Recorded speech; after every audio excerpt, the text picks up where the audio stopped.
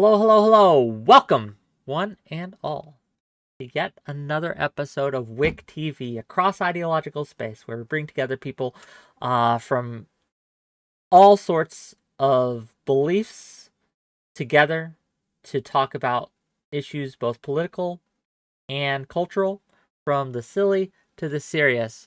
And today, gang, we have a show for you. We are going to be talking about Twitch and other other streaming platforms such as YouTube, etc., and how much lewdness they should be allowing on their platform. Should they allow OnlyFans links? Should streamers be able to link their OnlyFans to their Twitch? What level of moderation or even bans need to be handed out to people who break these rules? Or should hot tub streams as a category be promoted at all, given that this is a quote-unquote family-friendly platform? We're going to talk about it, and we're going to see. We have one more guest coming. He said he would be late, but in the meantime, how's everyone today? Everyone doing good? Everyone feeling great? Feeling it. Great. Yeah. Fantastic. Excellent. Okay, I will give each of these individuals a concise opening statement, and then we'll just get into it. If you have trouble getting your points across, please let me see your hand, and I will try to give you space to get in. And we're going to start today with the one, the only, 𝕵𝖎𝖙. Go ahead. Hello. So I just want to say we've been having the same stupid discussion about trying to censor women's bodies and women's sexuality throughout all of American history. When I was a teenager in the 90s, we had the same exact conversation, only it was the Christian fundamentalist right doing it. And there is no credible feminist that works in the field that will not tell you can't have women's liberation without sexual liberation. And I'm tired of a whole bunch of sex-negative people trying to oppress women by censoring what we can and cannot wear in public. It's ridiculous, it's sexist, and it's very distressing to see it making a comeback. Well, thank you for being here, and we'll absolutely get into it as we go. Next up, first-time guest on my show, 𝕾𝖍𝖎𝖙, please. Stemming off real good. They're going right after 𝕵𝖎𝖙. Thanks, Wick. Personally, I don't have any problems with sex work in general. I think major issues come in when you bring it to a platform like Twitch or like YouTube, things like that, that is predominantly kind of advertised and pushed towards younger people, usually underaged individuals. Looking good, dressing sexy, and the like is totally fine. But once it starts to get to the point where people are basically just wearing G-strings with the camera focused on their ass, with a clear intent of basically creating softcore porn, then I think it's gone a little bit too far. And I don't think we should be linking like directly to places like OnlyFans, Fansly, things like that. Okay. Thanks for being here. Appreciate your contribution. We'll see how it goes, right? Next up, a personal favorite of mine, Madam Genevieve. Go ahead. Hi, guys. I am Madam Genevieve, Jen for short. I am a sex-positive feminist. I am a sex worker, and I am a hot tub streamer upon occasion. Last summer, I did Swimsuit Sundays, and it was one of my most popular streams. It was super fun.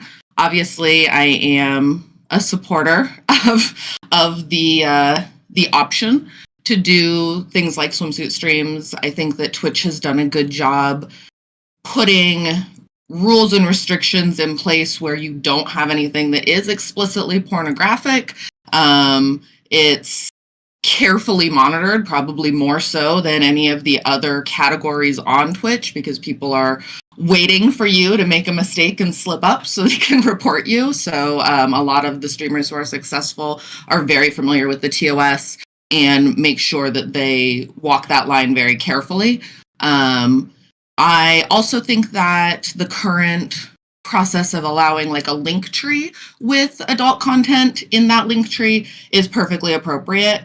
And I think that because it is labeled as adult content at that point, you do have to age verify in order to access said sites. Those restrictions feel reasonable to me. Well, thank you for being here, and I look forward to the discussion as we go. Next up, 𝕾𝖍𝖎𝖙, who is also a personal favorite of mine. Go ahead. Oh, he's muted. I am This muted. is one of the Sorry. reasons he's my Yep. favorite, right? It's comedy. Yep. Scuffed. Go Yep. ahead. All right. So I would say that my approach to this conversation is one of empathy and understanding for sex workers and those that want to do sex work, and also just women in general on the platform that want to engage in that sort of content. However, I would say that I think that allowing stuff like the hot tub meta to exist on Twitter and thrive on Twitch is counterproductive to the goals of the platform, as far as like monetization and stuff like that. I would also say that the promotion of adult content on a platform like Twitch, allowing things like link trees to link to adult content websites and stuff like that, is problematic in an age where, I mean, given the context of Twitch, it is a platform mostly, used by young adults or minors. And I think that promoting sex work in an environment where children are already watching porn at a very, very young age, I don't think that Twitch should be the platform necessarily putting that in the faces of children. You could say age verification and stuff like that, and that's something we could debate. But yeah, that's the sort of approach I'm coming at. Okay, well, we'll see how it goes. Last but certainly not least, Overlord Cly, please go ahead. What's your thoughts? So, I come from the gaming side. I know, shocker. So I have a little bit different opinion. Because I've seen in chat people point out, Twitch was made for gaming. So don't worry, the gaming side's here. We're representing. Which not as in the gaming industry as 𝕵𝖎𝖙, but I'm on the other side, the playing side. But I am pro more titty online. And Yeah. I'm excited to see where this goes. Okay, just a quick note, you're cutting a little in and out. I don't know if it's your noise gate or something, but you might want to turn the sensitivity down on that, because it was hard to kind of... I think we got the through line, but just warning for the future. Okay. So I guess my first question to start us off, right? A couple of you mentioned age gating and age verification and things like that. Do we think that the age verification system used by Twitch and other streaming sites is working? Do we think it's sufficient? Do we think this is enough to keep minors from seeing questionable content? What do we think? I think that answer is very clearly no, but I think you also have to look at this with some historical precedent. When I was a teenager, everyone would go and watch like Melrose Place or USA Up All Night on cable, right? And you would watch that, and there are commercials, every other commercial for call this 1-900 number for sexy talk, right? Like, this is not the first generation where young people have been shown sexual material and they've wanted to get it. I would probably argue that the safeguards in place today are stronger than any other generation in history. And I would also say for many parents, speaking as a software engineer, the parental control tools are actually really, really good nowadays. They're good for video games, they're good for PCs. So, there are obviously ways to get around this, but there's no generation of children ever that have not been able to get around these things. So I think it's actually pretty good for what it is. I totally agree with that. I know I myself had a fake ID when I was underage and was accessing stuff that I shouldn't have been. So it goes without saying that minors are always going to be curious about things that are for adults, and some of them are going to find ways to access them. The safeguards are going to stop a majority, though, and I definitely support the idea of encouraging parents to really utilize the parental controls, because I know it feels like a cop-out to say you have to control what your children are consuming, but you have to control what your children are consuming. I know that the internet is a scary place, but we have those tools available to us, and we have to use every tool that we can.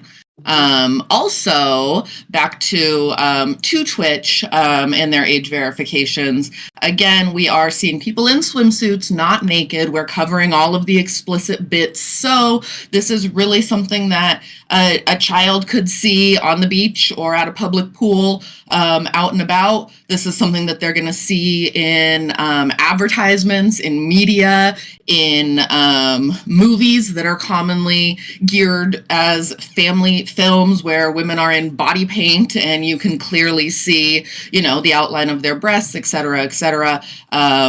We allow all of those things, and yet we get really hung up when it comes to a woman monetizing her own sexuality. And I think that that's really the reason that people get their feathers so ruffled here. Do we oh, go ahead, please. Actually, I'm just gonna say I strongly agree. Oh, okay. I think that's really the key that we need to zone in on. Is this is about women having agency to make money for this, that's what's different this time. But I want to talk about this comparison that I've heard before, right?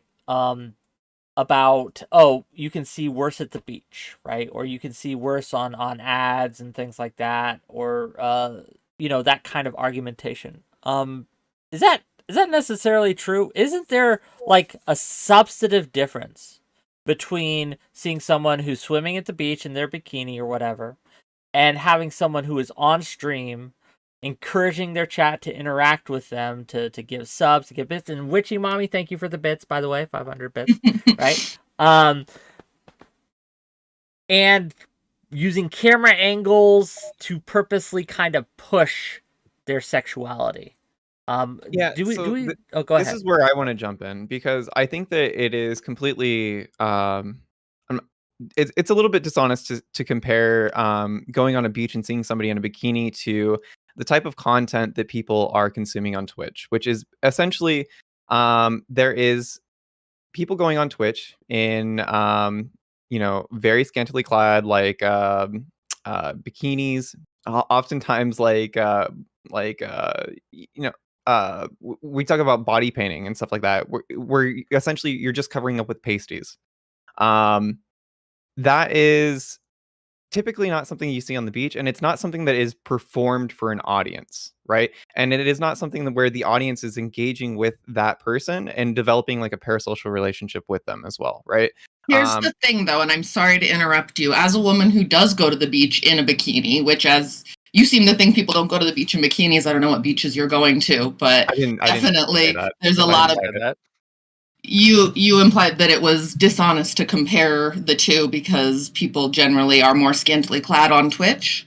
No, because of the nature of the content on Twitch, not necessarily what they're wearing. Couldn't you you wearing the say same that things. every interaction with a content creator would have that same ethical dilemma? Because people are going to consume Sure, but when the content physical becomes form sexualized, it regardless, changes. right? Like if I'm on the beach in a bikini, people are going to be staring at me no matter what, even if I'm minding my own business, I'm in the water, I'm tanning, whatever. So why is it different if they're looking at me through a camera? Well, I think that when the nature of the content is sexual content, well, then that changes the sort of relationship that you have, right? A parasocial relationship How can so? be well, because it can be a parasocial relationship can be problematic outside of the realm of sexual content. But when we introduce that sort of dynamic or that sort of content, well, then now we're talking about a parasocial relationship with the audience's relationship to sex, right? Like women are sexualized when they wear turtlenecks. Like I know that from personal experience. So just being a woman online is going to encourage comparing the type of content with like a woman wearing a turtleneck on Twitch to a woman wearing a bikini. Sir, you have not seen the comments on the DMs. We got it. Just real quick. We got it. We got to go one at a time. And we got to let him finish. Wearing a turtleneck playing games, right? We all know this. Can I ask a quick question to you, Mindwaves? I was just looking on your Twitter, and I was unable to find a similar outrage that you posted about some of the following video games that came out. Soul Calibur 6 for some of the character designs you saw for Ivy. Those were literally designed by a hentai artist. They're really hot. They're really well done. Yeah. I can't see where you complained about that.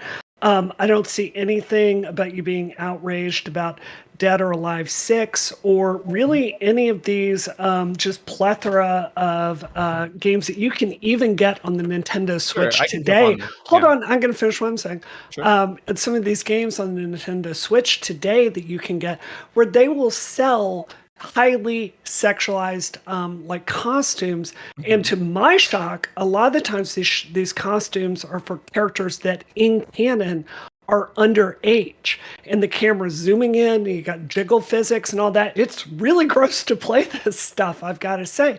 So it just seems to me like when you're upset about one and not the other, it seems to me the thing that's really going on here is you're angry at a woman having agency over her own sexuality. Okay, so I'm gonna explain to you why that's a straw Sure, man, because go I'm ahead. not upset at women, or even just the depiction of sexually objectified women or sexually objectified anybody, right? The problem is, like I said, that playing a game like Dead or Alive or Soul Calibur or something like that is you're not developing a parasocial relationship with that person, right? You are not being told that, like, hey, if you follow this person on another website, you can have access to a more personal connection and also more extreme sexual content. Why does that matter? Because that is the problem. Why? It is not women's bodies existing. I don't have an issue with that. Why is that bad for an adult to make a choice to go over to OnlyFans and monetarily support a sex worker? I thought you said you didn't have a problem with sex workers. I don't. I just have a problem with sex workers promoting and engaging in sex work on a platform not intended for those. So my point here is, do you know the difference between sexual and sensual? Because what's on Twitch is more leaning towards sensual rather than sexual. Now, it seems like Just for my clarification, Can you make that distinction? Can you define these two things Yeah. for me? How you're using them? so sexual. I would make the argument that sensual is more viewer implied. So sexual would be more so like, oh, she's going to actually like fuck me. Like, no, none of that is implied. I'm going to take At issue with all your through this. definition if you're implying that sexual is only when there's like penetration involved or like like genitals being shown. Now, fucking isn't just penetration, first of all. Second, I said or. I mean, that was a huge, I mean, well, second, array of... no, it's not just that, but at the same time, bikinis aren't inherently sexual. Like, I've been wearing a bikini since I was way under 18, like 12 and up. It was not They the sell tankini bikinis type. for babies. Yeah. They literally make bikinis for babies. And There is a hypothetical universe where doing squats for subs in a bikini is not sexual, but this is not it, right? why But it's not pornographic either. Right. No. there's no not. vag being shown, Right? no Like asshole. it's not pornographic. It is entering so- the realm of like softcore porn. Absolutely. But Can I add something Especially here when you just have like super- mirrors set up in the background Yeah, to get Mind that Waves, perfect can I, angle. can I add something here super quickly? And I think this may be a gender difference. I'm going to cop to this. I think I'm probably not the only woman that does this. Sometimes I will watch Amaranth stream, and like it is, you're sitting there and you're looking at someone that's like really, really gorgeous, and you're going, how is she doing her makeup? Like, how is she doing this? Like, it's interesting. I don't think I'm the only woman that like looks at stuff like that and picks it apart. So I think just because a guy has a certain response to that, I don't think that's the totality of the audience that's having that response. Are you suggesting that the normal response to an Amaranth stream isn't sexualizing her or objectifying her in a sexual manner? I think there's a wide range of reasons people watch Amaranth. I think she is a Her personality? Yeah, I really do. I and sit she's there a and damn say- good businesswoman. She's really good at business. she wouldn't be this successful if she weren't. There is something about her that is just, it's a star quality, and it's really interesting to watch. I want to. Yeah. just before you respond, I want to give Icarus some space here. He's been making faces, but he hasn't been saying anything. You got to use your words, brother. What do you Yeah, what do you true. think? I'm just trying to be polite. Sorry. I think like this is some of the most bad faith shit I've ever seen in my life. These are not arguments either me or Mind Waves are making in any way. Yep. What the fuck is that? Oh, Well, can you elaborate? I think to say that like the vast majority of like Amaranth's viewers are there because she's making essentially softcore porn. That's why they're there, and No. like one, I. What do you think the vast majority of her viewers are there to see?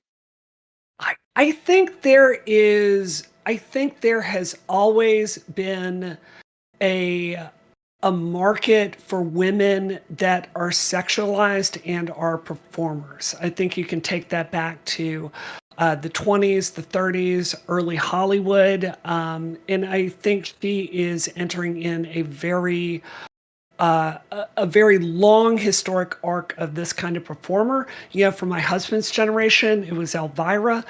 For us, I think it was like Ronda Rousey up all night. Like, she's not the first woman in this space. And I think it's just entertaining to see that. Which is fine. If she was doing it on ChatterBait, things like that, I'd be fine with it. But this is Twitch.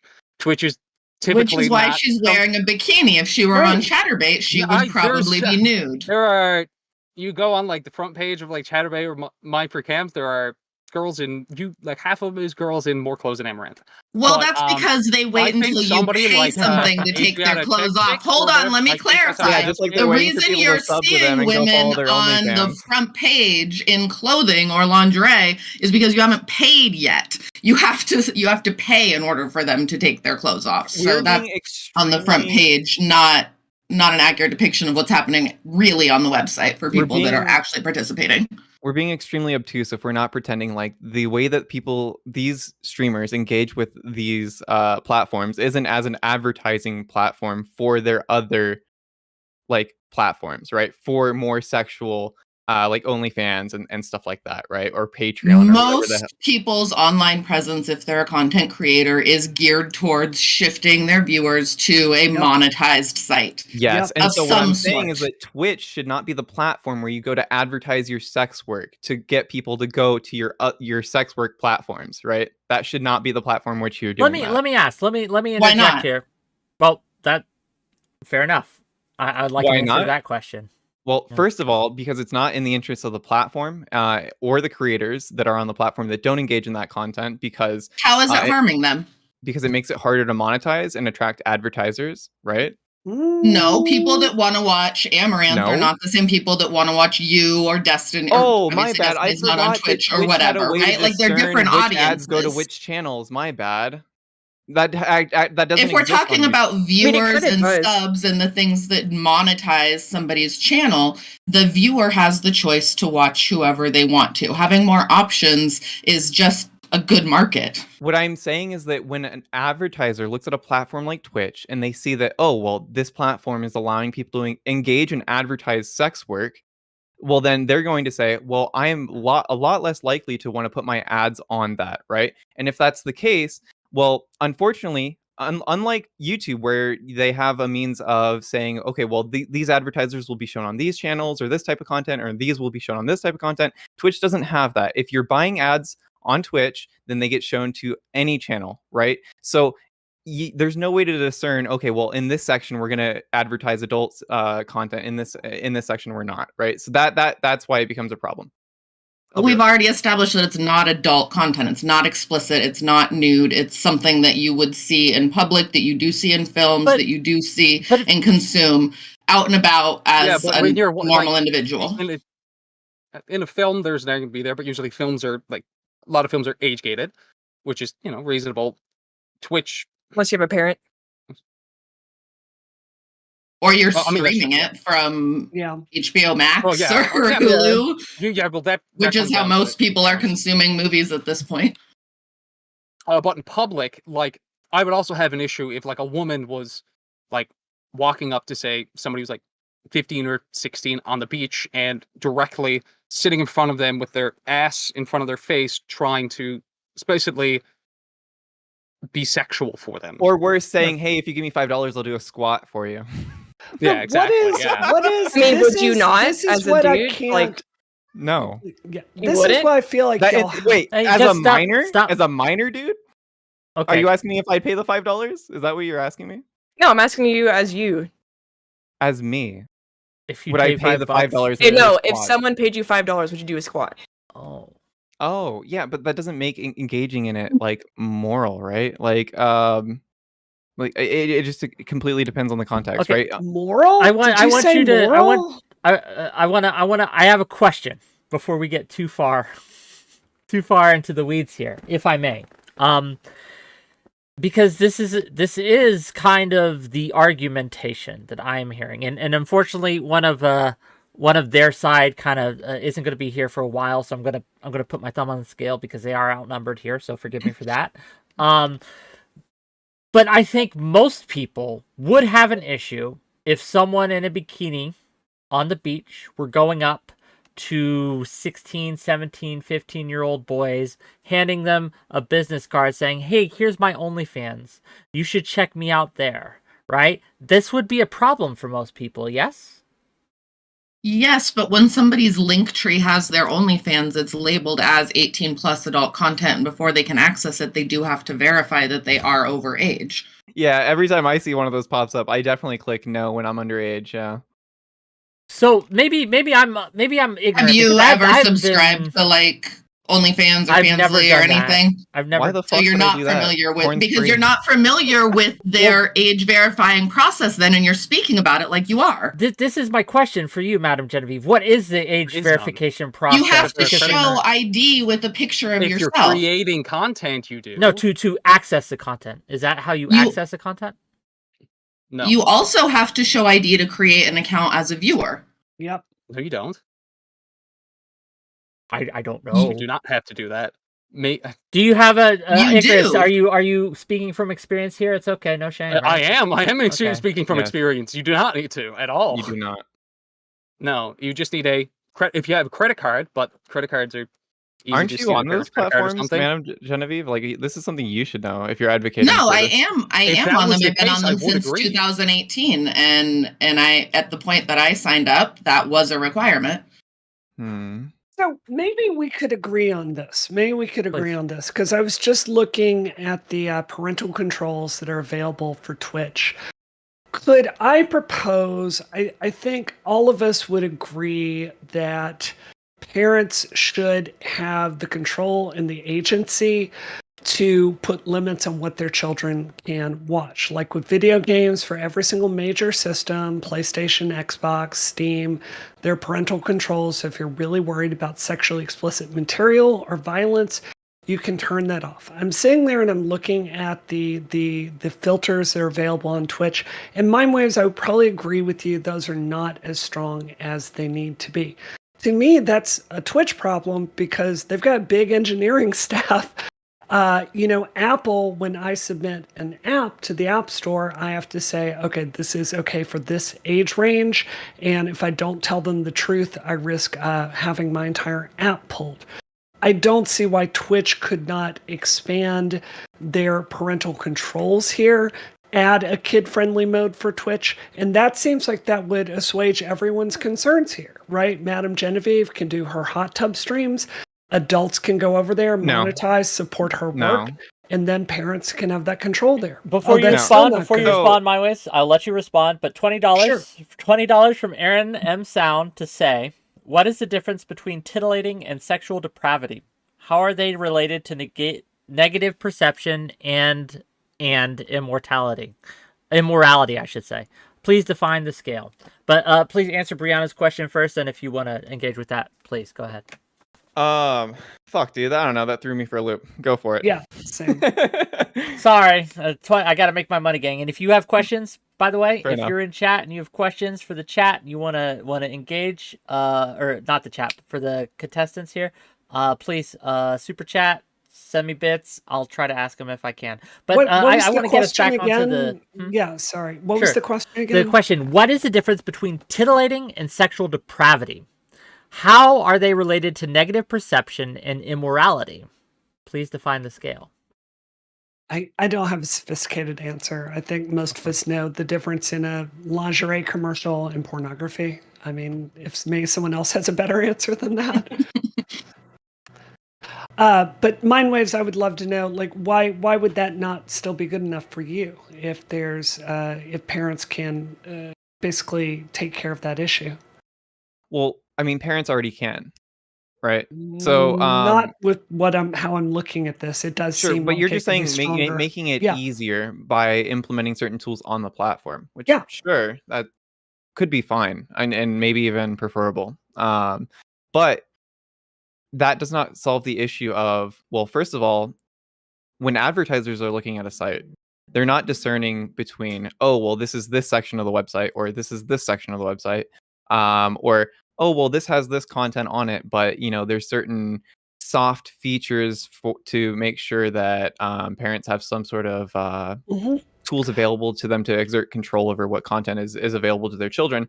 Yeah. They're going to see, okay, well, this content exists on the platform. This sexual content exists on the platform. This is not a website which I want to put my ads on there, especially because Twitch can't discern where the ads are going. They don't have that sort of system. So I have to jump in here because I know a shitload about this subject professionally. I write six-figure checks for ads all the time through my job. And one of the reasons we do not do a lot of advertising on Twitch, when I read about Twitch's recent financial problems, that did not surprise me at all because they have the worst tools in the entire industry. They're so much worse than YouTube, which is not great. They're worse than Facebook. And to me, this again comes back to Twitch. If for me as an advertiser, I'm looking for hyper-specific information. How old are they? Where do they live? I need to be able to tie it into other large databases to have other distinguishing demographic information about them so I can micro-target and do my ad spend correctly. Twitch does not do that, and that is part of the reason they're in this shit show financially. So again, I think your complaint, if it's valid, would come back to Twitch and their failure to develop a good content system for ads. Let's take that. Like, given that this is a reality now, that Twitch's tools, from what everyone seems to be saying, are piss poor, right? Their age gate, their parental controls aren't sufficient. Their way they do ads just makes it very, very difficult, right? So given that's the reality in which we live, right? Until they fix these problems, should Twitch deboost or not advertise hot tub streams anymore? Should they not be allowed on the front page? Should they just be kind of put off into the corner? What do we think, gang? Until they are fixed, right? Until they are fixed. I don't think it's that big a deal. I'm just saying, Really? I don't have an issue with this. I don't see any difference in what Amaranth does and the Victoria's Secret lingerie show that used to air on E! It's the exact same thing. I have no issue with it, but I'm saying if they're that worried about it and if Twitch feels it's getting in the way of advertising dollars, they should add more sophistication to their advertising system. I don't know what we're hitting all around it, but I don't think anyone's addressing it, right? Like the idea that a lot of OnlyFans and adult content creators are using this to funnel people to their site, and the fact that it does not have sufficient protections to keep minors from accessing that, right? But it does. We've just talked about the credit card that you have to have. Okay, having a credit card is not sufficient means of age verification, no? Or do you think it is? So the way I understand credit cards, so I flew last week, right? When I checked in at JetBlue, I put my credit card in there because the credit card associated with that site gives them my identity, my birthday, a bunch of personal identifying information about me. So again, I think this comes back to the parents, right? If they're giving their child their credit card, they need to understand that that's one way they could get around age-restricted material. Sure, but the problem is in the promotion of it in the first place. Whether or not they have the means to take their parents' credit card or whatever the fuck and actually go subscribe to something. They're being advertised to go to this website. They're getting on the website, which is advertising sexual content. And then at the point of subscribing, well, then you need a credit card. Just feels like this is really about women's bodies and women. Why do you I- do I- that? well, I- Oh, well, I- you just it's don't what like it- you it's don't what like it sounds you don't like this like. being Like, advertised if- to kids. Oh, you just hate I women. think Why is no. this I'm giving you pragmatic, concrete solutions of how we can address this on a technical level. Twitch themselves, who own the platform, they're not asking for your advice on what to do here. This is like it's a scandal coming out of nowhere, right? So like Twitch is deciding not to do anything about this. We're telling you there are these controls that they have. Here are the ways they could do it. But it comes down to your point is really women just doing this and being like on Twitch. And it's just, it's weird. No, the problem is not women doing this. The women is doing this on Twitch, which is a platform that isn't have any sort of like moderation as far as like making sure that minors don't have access to sexual content, right? I want to. Do you disagree that the parents having the option to utilize the parental controls and block their child from viewing certain things is a good mechanism at protecting someone from viewing adult content?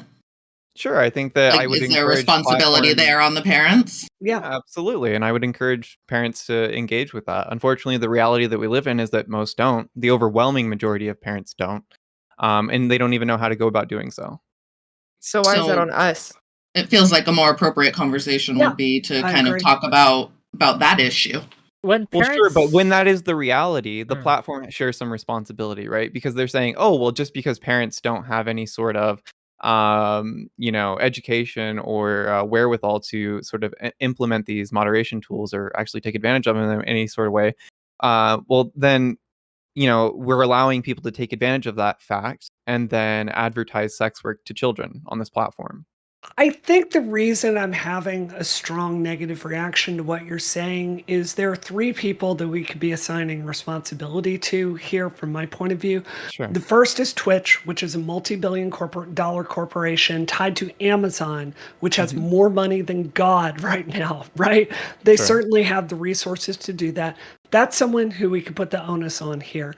We could put the onus on parents.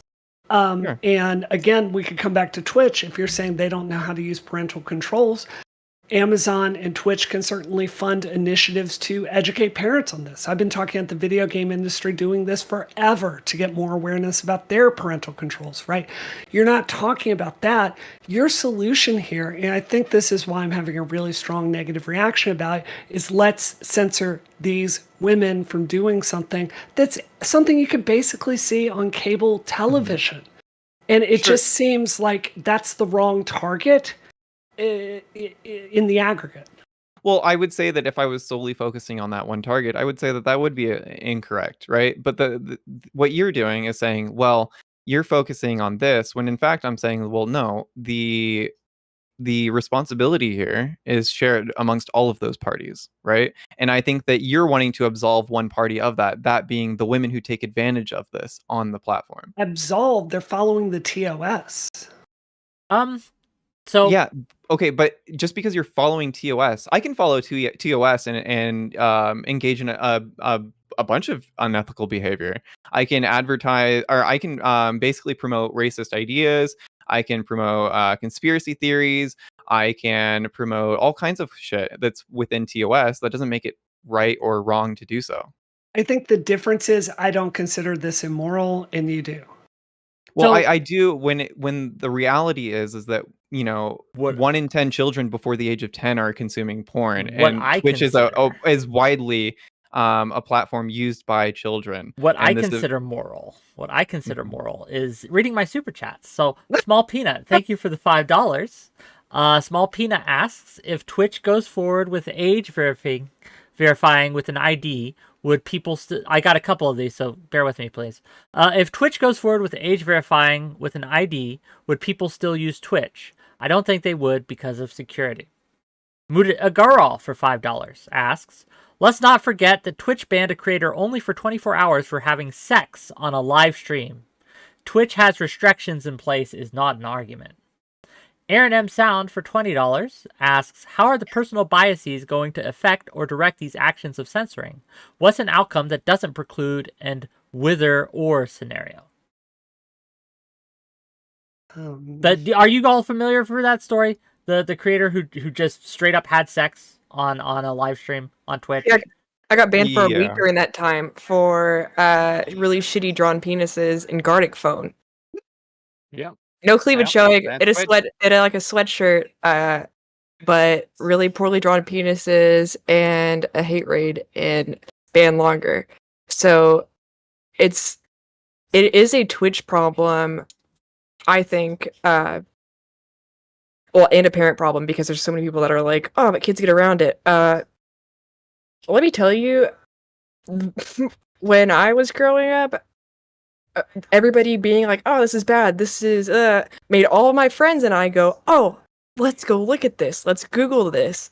So the more taboo we make it and the more secretive, the more kids are literally going to be like, I'm going to go look for that.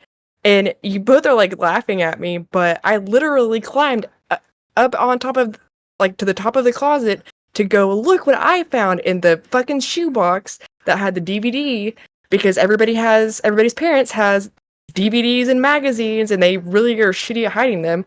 So like that is one of the big points is this has been going on longer than just on the internet because it's everywhere. So for it to be on the creators, where the creators, our only option is to put my streams are for over 18 audiences. And the only thing that the platform does with that information is make you do like a little checkbox saying, yes, I'm over 18. Now, is that our responsibility for That's a for every liar? question. Clyde, I had that. This is a question I do have for you, Genevieve, and Wu here. Do the creators have no responsibility, right? Are they absolved of all responsibility in this? Or do they have some responsibility not to engage in these practices knowing that the other parties are failing in their responsibility? Because we could all agree Twitch fails. Twitch is shit at this. Individual, and like as far as the other women I know who do online sex work of any capacity, I personally do mark everything that I create. If I'm doing a swimsuit stream, it is 18 over. Again, there are people who are going to find ways to get around that, but most people who create adult content aren't. No, I meant there are ways where people who are underage can possibly find a way into an 18 plus stream. An 18 like I get plus that stream, there yeah, are... you click OK when the pop-up comes and then you're in. Okay, well, this is also assuming that they have no parental controls, that their parents have not put any parental controls or anything onto their device that they're using, that there are no other elements that are happening before that point. But the bigger point that I'm trying to make here is adult content creators, as a general rule, all of the ones that I know, which is quite a few, nobody's advertising, nobody's trying to lure children in. We want adult viewers, we want adults with paychecks, ideally, who have disposable income to spend on us. Like, where we are generally pretty adamant about identifying that our content is for adults if it is explicit. I would have a question though. Why not go to different avenues to stream, like say Chatterbait, or was it Cam Soda? Because I'm not naked. I want to. There's a difference, and we did go over that already. Okay. Well, first of all, I know you're getting a little late. I appreciate you being here. Sorry, man. Everything that could have gone wrong did go wrong. It's fine. I do apologize. It happens. I understand. But $10 for 𝕵𝖎𝖙 to say this, and then I'll let you have your say here, sir. The problem is not sexuality in itself. Kids grow up to be adults. The problem is normalization of sex. Getting porn mags used to be difficult for kids. Yes, they got it, but they understood the taboo. 𝕍𝖎. Is that how you say it, first of all? Yeah, that's my Discord name. You can call me Bass. You can call me Xerxes. You can call me Ziku. Sure. Pick one. So we've run the gamut on a lot of these topics and things, so I know you're just getting here. But in your opinion, right, and I want to give you some space since you just got here, Okay. how much responsibility, right, if any, does Twitch have to keep hot tub stream meta or OnlyFans links off of their platform? I want you to answer that before we go on. I would say they have full responsibility because it's their platform. The question I guess that you would have to ask first is, does Twitch want this type of adult, or I guess you could say risque, pseudo-pornographic content to begin with? Because if they do, then they're fine with it. If they don't, then I say they have full responsibility to try to curtail it, whether it be like with an algorithm push to kind of like push it down, or more warnings, or whatever they can do. But I would say that it's entirely their responsibility if they don't want that content. Do you think they should want that content? I guess maybe that's a better question. No, not really. Why not? I think at this point it's kind of muddled. You would say the purpose of Twitch. You know, as I remember it, it was mostly for video game streaming, maybe a little bit of hangout streaming. But now it's kind of like this weird avenue that's like in between. You would say like chatting sites and kind of like video game. It's like this weird merging of the two, where you try to get like a lot of these different e-girls that want to play video games that do sex work. So they kind of have so Twitch kind of acts a little bit like a funnel, where they bring in some of their new subs through there and then push them on the OnlyFans, or kind of push them into their more premium stuff. That's kind of how I've seen it evolve over time. But should they want it there? I don't think so, because I think there are better avenues to kind of put this content. I don't think it should be on Twitch.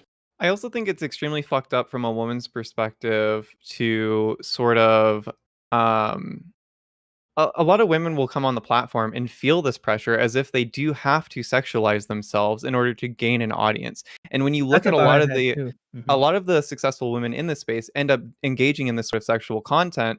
Well, a lot of women think, well, I need to do that in order to gain any amount of traction. Or they start to think, well, maybe I'll start to use Twitch as a supplemental platform to me picking up an OnlyFans, and that, you know, like there is this sort of funneling women that choose to stream on this platform into doing sexual content on or off Twitch, and I think that's a problem as well. And it's not just like a cultural thing, it is like an actual, like, people will go to their chats and they will harass them for it. They will harass them on like Twitter and things like that. Be like, That hey, happens on where's your OnlyFans? When's Instagram, the OnlyFans coming? Facebook, like any that's also social an issue. media Yeah, platform as 100%. well. Yep. But I think the difference is Twitch is live, so you can get their instant reaction like immediately. Like there's more pressure live to address this stuff or to block it than some random person tweeting you on Twitter or sending you a DM on Instagram. And Genevieve, I- would you deny that Yeah. pressure exists? Or I would sort of pose that to any of you. Do you guys deny this pressure exists? I think it exists everywhere. I think the internet has amplified it, but it's existed before the internet as Twitch well. amplifies it. Yeah, exactly. Okay, I 'Cause would when you give- have- No more so than any other media platform. I want other no. people to It's answer always it. wrong, but when Twitch does it- Stop. I want to give other people to answer that question because that's an interesting question. I want to give both 𝕵𝖎𝖙 and 𝕾𝖍 a chance to do so before we move on. So the question to reframe it a little bit is, does the existence, right, of this funnel on Twitch and other platforms, is not just Twitch, right? It's on Instagram, Twitter, it's on these things.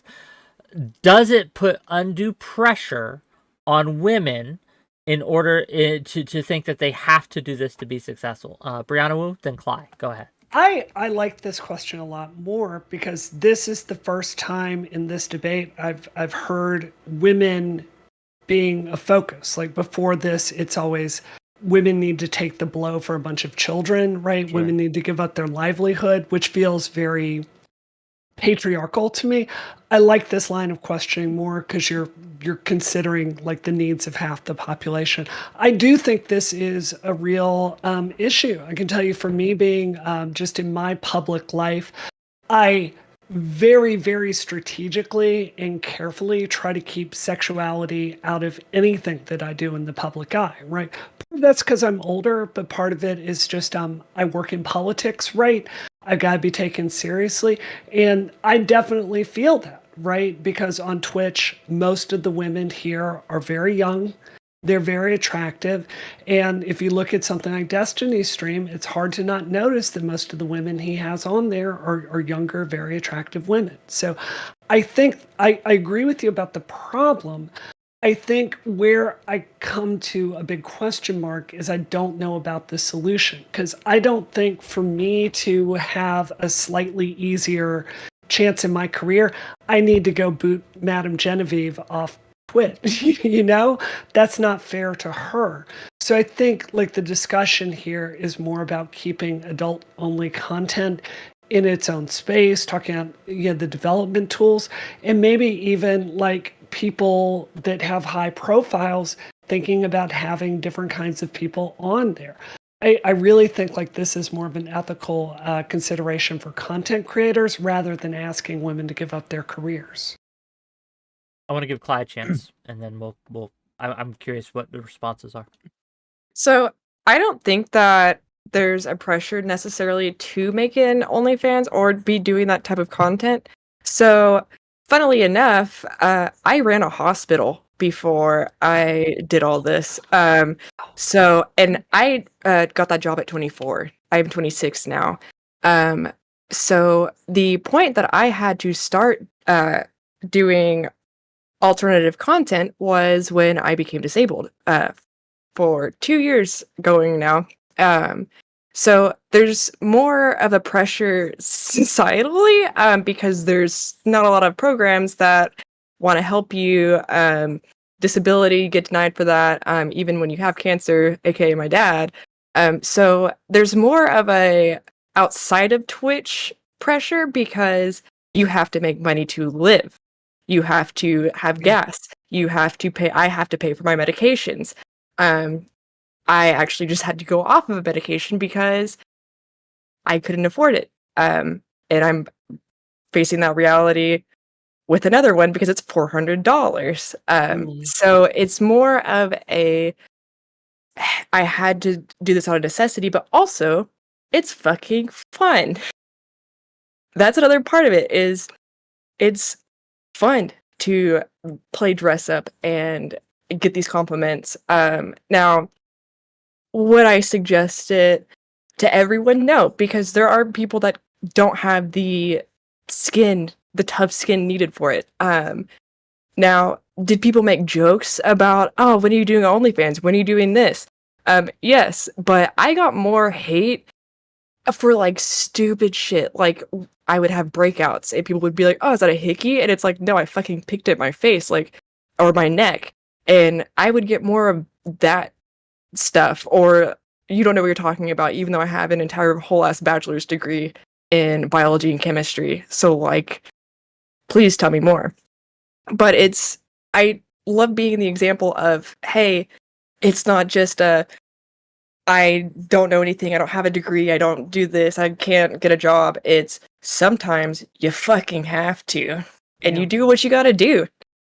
Okay, so I want to attack that line of reasoning a little bit. Sorry to cut you off, Zico, but there's No, a you're all lot of good. things that Clyde just said that I strongly disagree with. I do too. I'll let you go. Yeah, go ahead. Yeah. So the idea that, well, no, there's not this social pressure. When women look at like other women on this platform and the way that they sort of engage in sex work or talk about sex work and stuff like that, you instead are using this very, I would say, one-dimensional leftist sort of lens and saying, oh, well, because of capitalism, there's all of these sort of pressures put on you to make money so that you can make a living and blah, blah, blah, blah, blah, which I agree with you. As a leftist, I think that those that aspect of capitalism sucks. All right. So we can agree on that.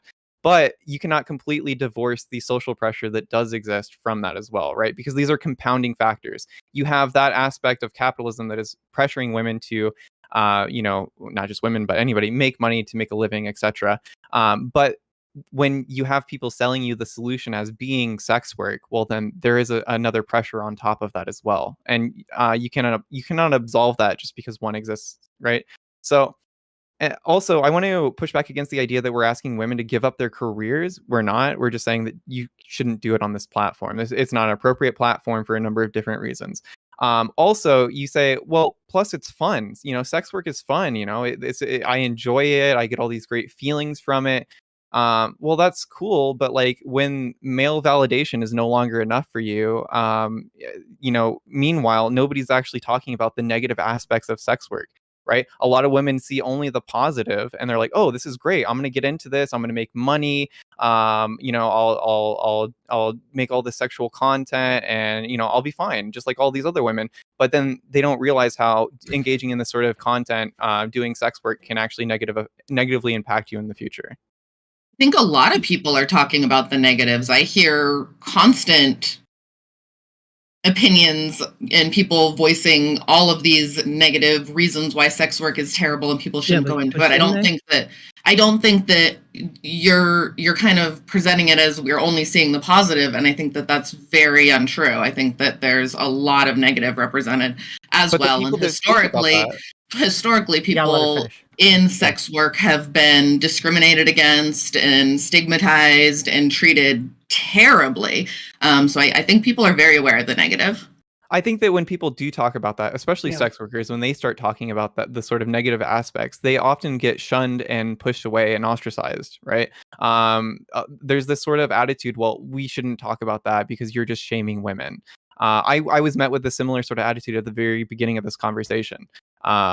So I reject that notion that it is equally being talked about, or presented in equal sort of ways. I want to give Ziku some space and Brianna. So go ahead in that order. Well, I guess there's a couple of things that I think is a little odd, and that is the idea that because the only way you can make money is sex work, that we should find it acceptable. I think that kind of speaks for itself as to why it might be very problematic. If you have a career, or if you have multiple different issues or something goes on with your life, and then something bad happens and you say, well, I guess I have to get naked for strangers on the internet. I think that by itself means that this was not something that you would have wanted to do in optimal conditions from start to finish. So we're kind of already like, this is a state of desperation usually. I have to ask this interesting question. Why don't we tell young ladies from the time they're like 13 or 14 to go into sex work? Why don't we just like give them avenues to go seek that career out from start to finish? Why even have them go to college, or why even use sex work to pay for college when you can just make it your own career? So I think that just it by itself already has a very negative connotation to it. And I think that it's earned its negative connotation, especially when you kind of look at it front to back. The people that are usually there are there out of desperation. And then the men that usually go consume the content are also there out of desperation. Like, they're typically lonely individuals. If not lonely, they might be cheaters. If not cheaters, they're probably not in the best state of mind if they're going and investing into a lot of pornographic content. Whether they be, you would say, like, what's the word I'm looking for? Addicted to it, which might be an extreme. But usually even going into like OnlyFans or going into a Twitch chat, most of the young men that spend a lot of time there, they don't have girlfriends, they don't have wives, they don't have people to, actually comfort them. So they go to this industry to be comfort. So how come we're not looking at the type of people that are actually going there and quote unquote need these services? Because when I look at these young men, they're oftentimes sad and they actually want some type of intimacy that they can't get. So I'm looking at an industry that is honestly, it's almost like a drug. It's like you're not actually fulfilling yourself or getting better. You just feel good temporarily, and then it's all gone, and you have to keep going back and back. So looking at it from the desperation it usually takes. Sorry about that. But when I look at like the desperation it takes to start doing sex work and the desperate clientele that's there, I see a lot of things more wrong with it than right. So I want to know, like, why should a young lady pursue this path? Is it because it's just fun and you get validation? Well, I say you can get that from like a boyfriend or a husband. So why is it that we're going into these lonely strangers instead of like having fulfilling relationships? I have stuff to say, but Madam Genevieve, do you want to respond to that since you're kind of the person with expertise here?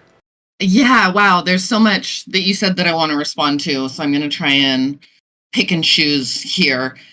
First off, I think that the idea of painting all sex workers and all people who consume adult content as desperate and without other options is absolutely a fallacy. I'm absolutely proof of that. I am university educated. I worked for a Fortune 500 company for over a decade. I have ample professional opportunities if I want to. And I left that to pursue sex work as of my own accord because I wanted to, because I was constantly being sexually harassed in the corporate environment, because I was being sexualized even though I wore a button-up collared shirt, trousers, and a sweater vest to work every single day. I had over 500 people that reported to me directly and still thought it was appropriate to make comments on my body. It was an environment where I felt I didn't have control over my image and how I was being perceived. I personally prefer to have control over that. And if somebody is interested in viewing me nude or having a sexual interaction, they have to do it with barriers that I've put in place. They have to pay me for my time, for my effort, for my energy. There are rules and restrictions as far as what? Why should anyone have to pay you? Why can't that be spent in intimacy in a committed relationship? Like what you set up with that, there are people who for content that they create. Not in this regard. I think that intimacy is. Why would this be different than any other content or entertainment that we provide?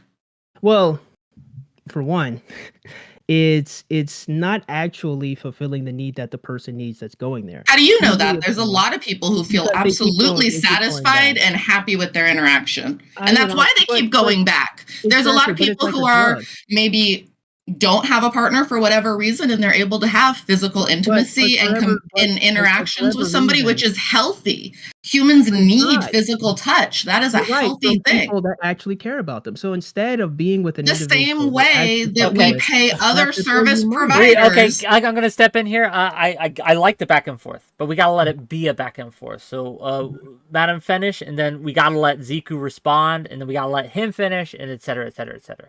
Right? That's my turn. Yeah, I understand.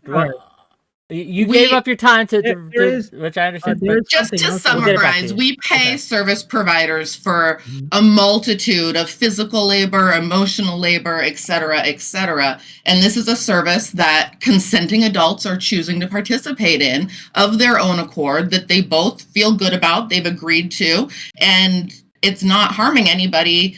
It's an interaction between two consenting adults, so it feels. I have to respond. If you let me respond, I'll say this. One thing I think is flawed with that idea is that sexuality is not mutually beneficial to the two people. Like, I don't know to the extent that you participate in sex work. Maybe you're actually like having sex, you're just OnlyFans. But if you are actually having sex, say you are a full-on prostitute, you are having sex with someone. But if you're saying it's a service, that you are implying that you don't actually want to be here. Sex should be its own reward. If I'm having sex with you, you're having sex with me. So why should I have to spend money to pleasure you? Why should having sex be a reward? That feels like a strange dynamic. It's not so much it's a reward, it's mutually beneficial. If I'm having sex with you, I think that sex workers find it to be a mutually beneficial transaction. But it's not. Absolutely. Because I have to add extra. I have to pay you money to pleasure you. Why do I have to pay you money to pleasure you? Because that provider is catering to your pleasure in that moment. They're helping to fulfill a fantasy. They're helping to encourage you to explore your sexuality in a way that you wouldn't otherwise. They have professional expertise. They're going to know things that the average person wouldn't know. Maybe be able to do things that are above and beyond Cirque du Soleil style positioning. You know, you're not going to get that from everyone, and that's worth paying for. Okay, it's a talent. You probably could get that from someone if you spend time learning sex, practicing, enjoying that monogamous relationship. You could get that. Sure, if you'd rather invest the time.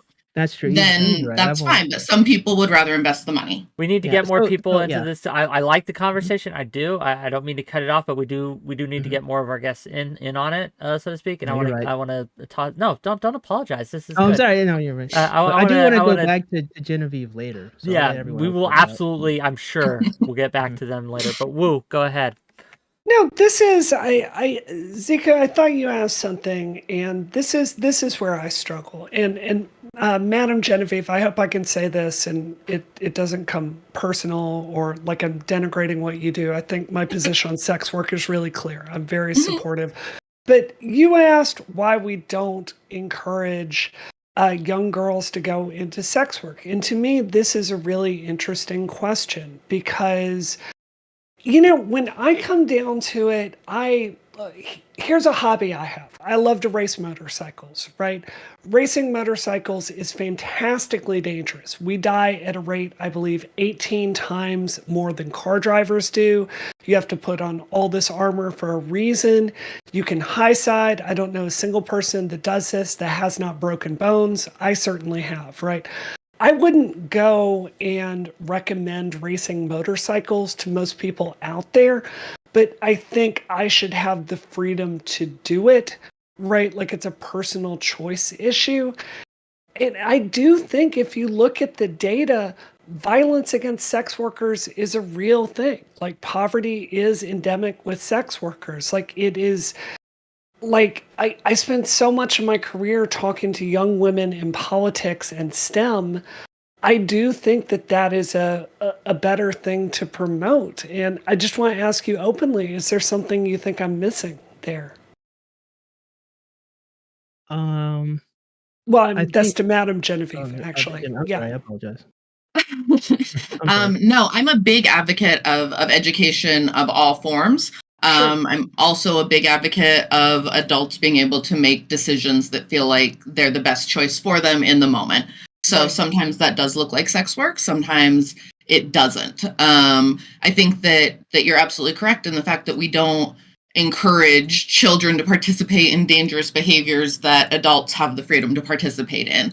The reason I think we don't advocate or encourage children to think about a career in sex work is because they are children. They haven't had a chance to become an adult and experience their own sexuality and determine how they want that to impact their life. That's something that an adult has to decide, right? So it's a conversation that can really only happen as an adult. Hold on. Let me just do a little bit of back and forth here. Okay, that's granted. So I'm thinking about more when I'm old enough that when I think children, I'm thinking college, right? So sure, okay. But this is where I really genuinely struggle with this topic.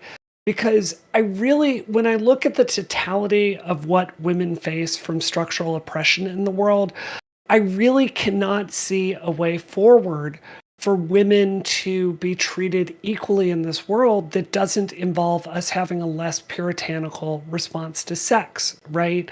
Absolutely.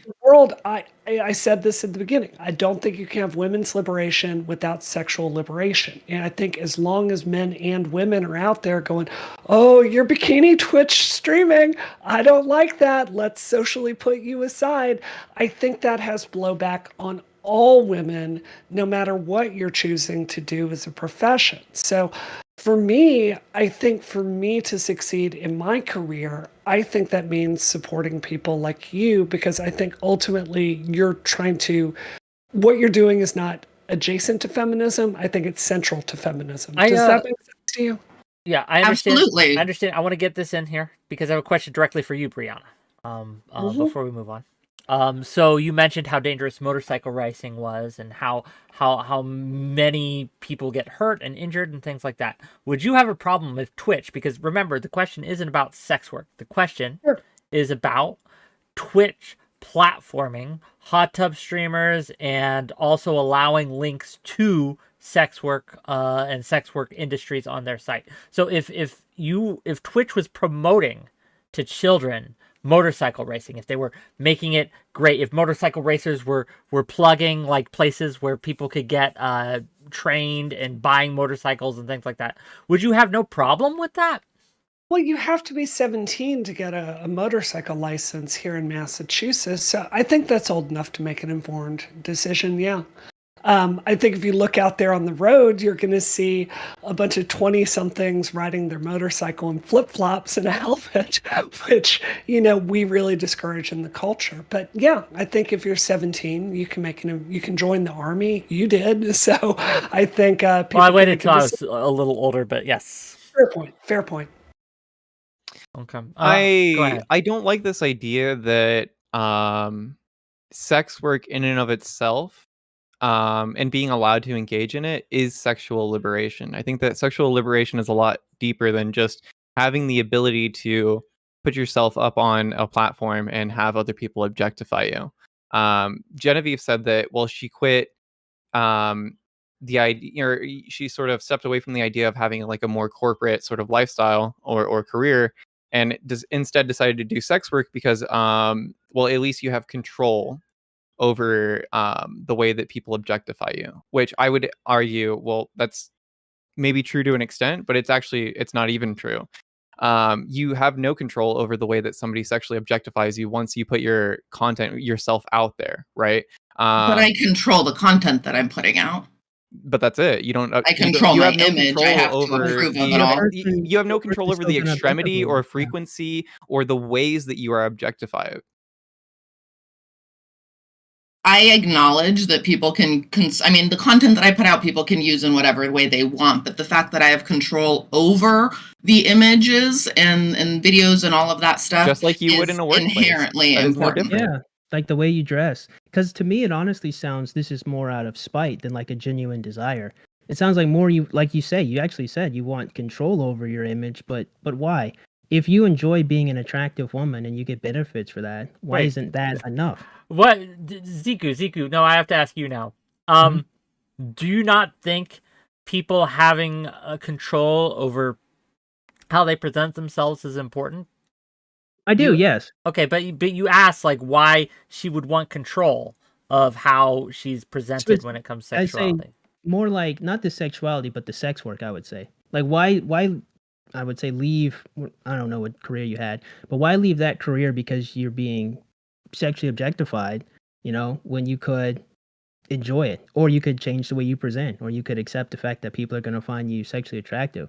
Like, why move into a whole career to give people essentially what they were asking for? Because it almost seems a little bit Because like it's a you capitulate to venue, them. it's a venue that's appropriate for those comments. It's a venue where I'm expecting them, I'm prepared for them, I'm able to participate in a back and forth that's of a sexual nature, versus when I'm sitting in a board meeting or something and that's completely inappropriate. That's not the right place. And I think it's important that we do recognize I am a sexual person. I enjoy sexual interactions, but only when it's an appropriate time and place for them. And so this gives me a safe place to experience my own exhibitionism and sexuality in a way that feels good to me. But that's I guess that totally reasonable. Well, do you want to go? No, go for it. Okay. I think it's totally reasonable that there's a time and place for sexuality and to express this and explore that. And I would say usually that would be in a committed relationship. My question is, why give up a whole career in order to do this full time? Why not accept that there are, checks and balances to life? Or why not, bring this up to HR, to bring this up to upper management and say these guys I are was being upper inappropriate? management. I was the Oh, you senior were the- operations okay. manager. And I Okay. did have a good relationship with HR, and I did report every time that I was harassed to HR and took the proper steps for it.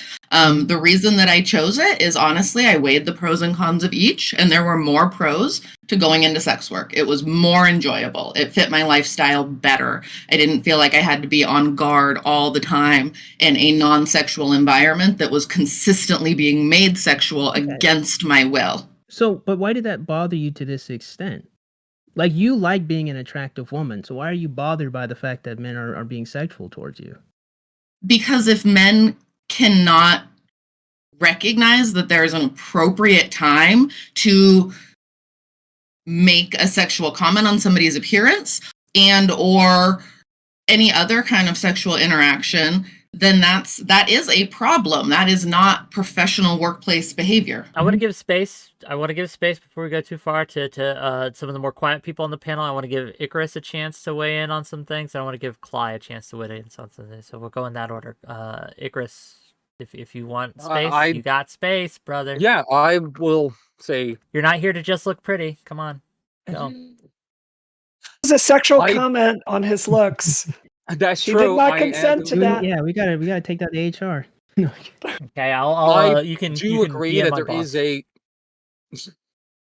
I do agree that there is a time and a place to be sexual and to make sexual comments and things like that.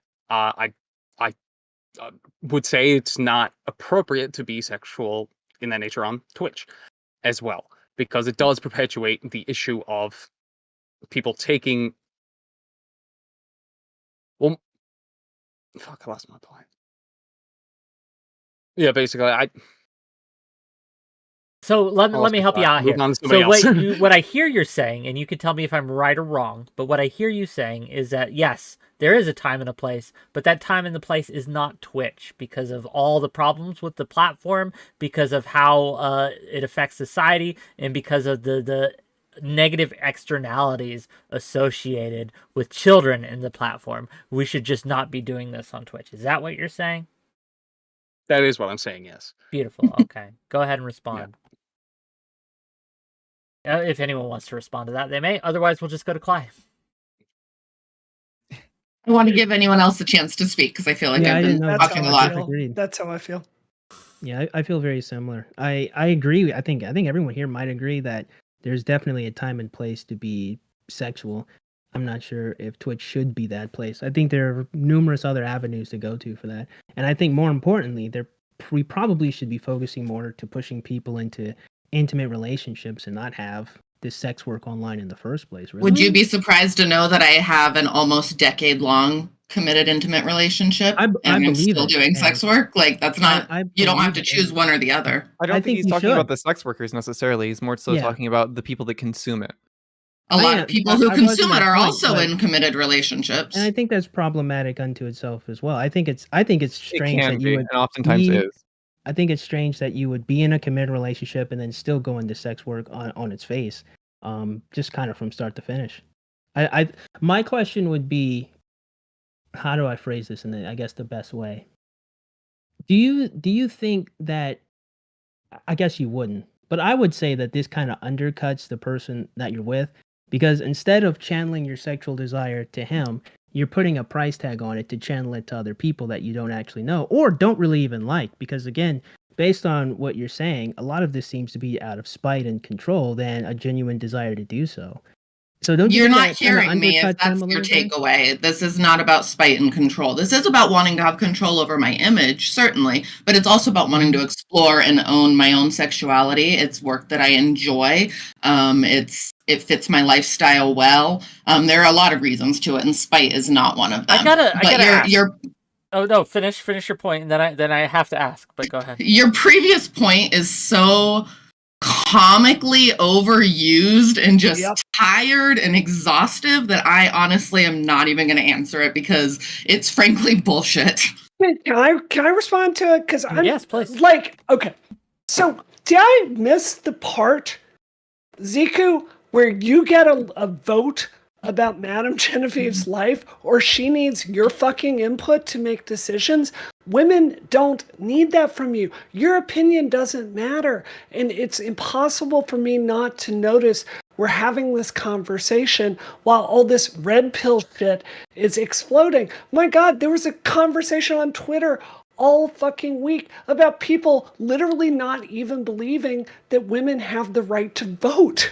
So it's like, this is just, no one needs to be your honest, input. I It think does that's not. silly. I'm going to finish what I'm saying, and then you Okay, can okay. respond. Mhm. No one needs your input. This discussion is not helping women. Yeah, I don't know where you get off getting into this conversation and putting someone else's relationship and career on trial. Because if you want to have a thing like where we have a debate panel and I just pass judgment on your career, I will be happy to do that next. I've got time right afterwards if you want to do that. That's perfectly Yeah. fine. I think that it's I'm going to be honest with you, really silly to say that someone shouldn't be able to give their opinion on something. Whether you take it to heart or not is totally up to you. But someone having a thought on something can only either help you, either reevaluate what you're doing or strengthen what you're doing. If I have a disagreement and you have an argument and you think about it, it can either strengthen it or it might even push you into changing your mind and being better in some different way. But like having an opinion is not problematic unto itself. And I think that we should challenge these ideas because, again, I look at the way that a lot of young men put up with a lot of these different relationships. And I do say genuinely put up with being with women who are, sex workers because they don't think they can get any other woman like that. And you chuckle, but I think that the experience of these young men should be taken seriously. I don't think that You is think fair. that men would be interested in dating me because that's a last resort option? Is that essentially what you're saying? I was like Me someone- and other sex workers? Yeah, definitely. one, it could be last resort. Oh my It could. God. You chuckle. You So chuckle, you're you coming feel on funny, here expressing that you want to but- have opinions, but what you're really doing is just insulting. So if you want to express an opinion How's that that's an insult? not a just insult, you're saying that sex workers' partners choose them because they have no other option. I say That it's is possible. I'm not saying every single person, but it is absolutely possible. And I've seen very many men stay in these relationships. Not so much. Usually, when people enter them, which what I've seen from many different porn star interviews, I haven't talked to these people personally, but what I've seen is that a man will enter the relationship. They say he's fine with it, and then over time he's like, "Yeah, okay, but can you like?" yeah, stop a lot and of be men with are me?" very uncomfortable and try to convince their women there to we quit go, sex right? work, and that So comes now from we have another- insecurity, now we and have it's another- not an issue Okay, with the woman; so it's I that the love man that. is I love insecure. that. I love that. Well, if you care about Because this he person, knew going why into are it you that she not was a bothered sex by his worker. insecurity? But this is what's silly to me. If You he care knew about this going person, into it that was her Okay. job, We gotta go one at a Let- time. We gotta go one at a time. So, Mhm. so finish your thoughts, Ziku, and then respond, Mhm. please, Madam Genevieve. I think the thing if we're going to look at young men's insecurities on this, I think that it's really strange that the person that's supposed to be closest to him, his girlfriend, is going to turn it as a weapon on him and say, well, you knew what I was doing, so too bad, so sad. Well, he's not allowed to change his mind. He's not allowed to have feelings on it. He's not allowed to think about it. If he's insecure, if he feels bad, you as someone who cares about him more than anyone else should be there to help him. That's my take in on it. So I'd like to any hear your thoughts.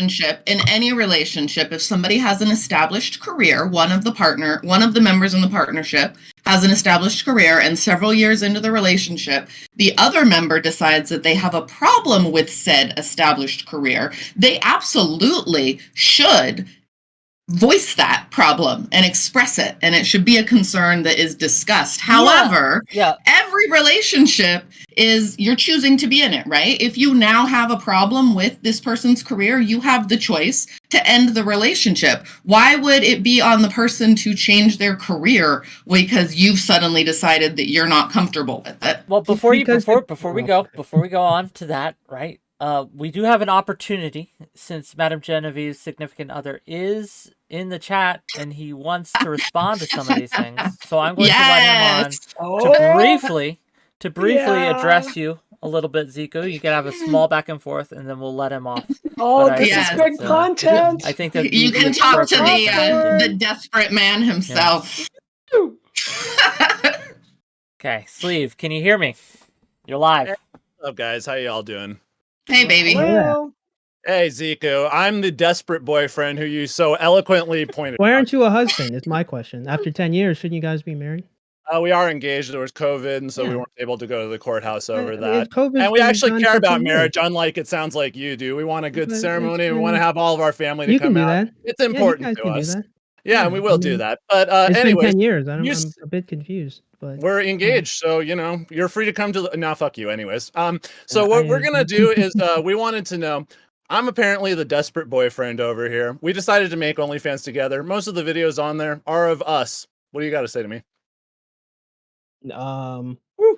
You're rather undercut in your intimacy, I would say.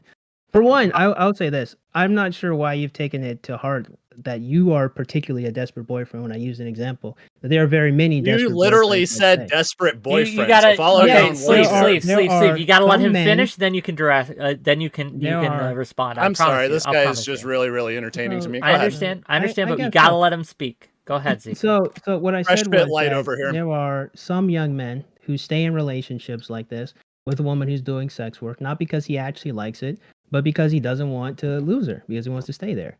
If Yeah, you those two people have decide to shitty do boundaries. it, which I still believe is rather strange. I don't understand that why Why you is that guys would go strange? into. I'll tell you why. Because not only is it something that the vast majority of people would not do, what you're doing is you're taking money from other men to supplement yourself when you could actually just be going on doing your own career. She doesn't need to be. I still don't hear the bad having part sex here. or doing all this stuff. The bad part is the fact that one, we have an industry that's taking advantage of young men that should be in good relationships with people. It You're sounds like already you're in that treating most people like relationship. retarded children. You're just like, they That's have no agency over ridiculous response. themselves. They have That's Is this guy ridiculous. absolutely gonna no engage with ability. Ziku? I mean, That I disagree response with was him as well, ridiculous. but you can No, at least mine engage was, with what he's I love saying. you. I love you, buddy, but this This guy's was triggered the fuck ridiculous. out of me, admittedly. So I believe it's gonna have because to you're respond to insecure. it. I'll say it straight. Because you should, if you Okay. honestly believe this is righteous, you shouldn't be bothered by what I'm saying. You should just be able to It's just respond this to it. fresh fit light shit is really annoying to me because people I are don't know you what like that means. it should only be in front of God and a husband and I wife didn't say should that. only do this. And, But I well, it didn't say sounds that. like that's what you're implying is that we I should said only do it intimate within the relationship. But confines at of what our point? intimate relationship. At what point did So I what's say the that it should ultimate be before manifestation? God? Okay. I'm throwing an audible. Sleeve. I understand you're triggered. I understand you're upset, right? But I do want to know an answer to this question, and I'm curious what everyone else thinks.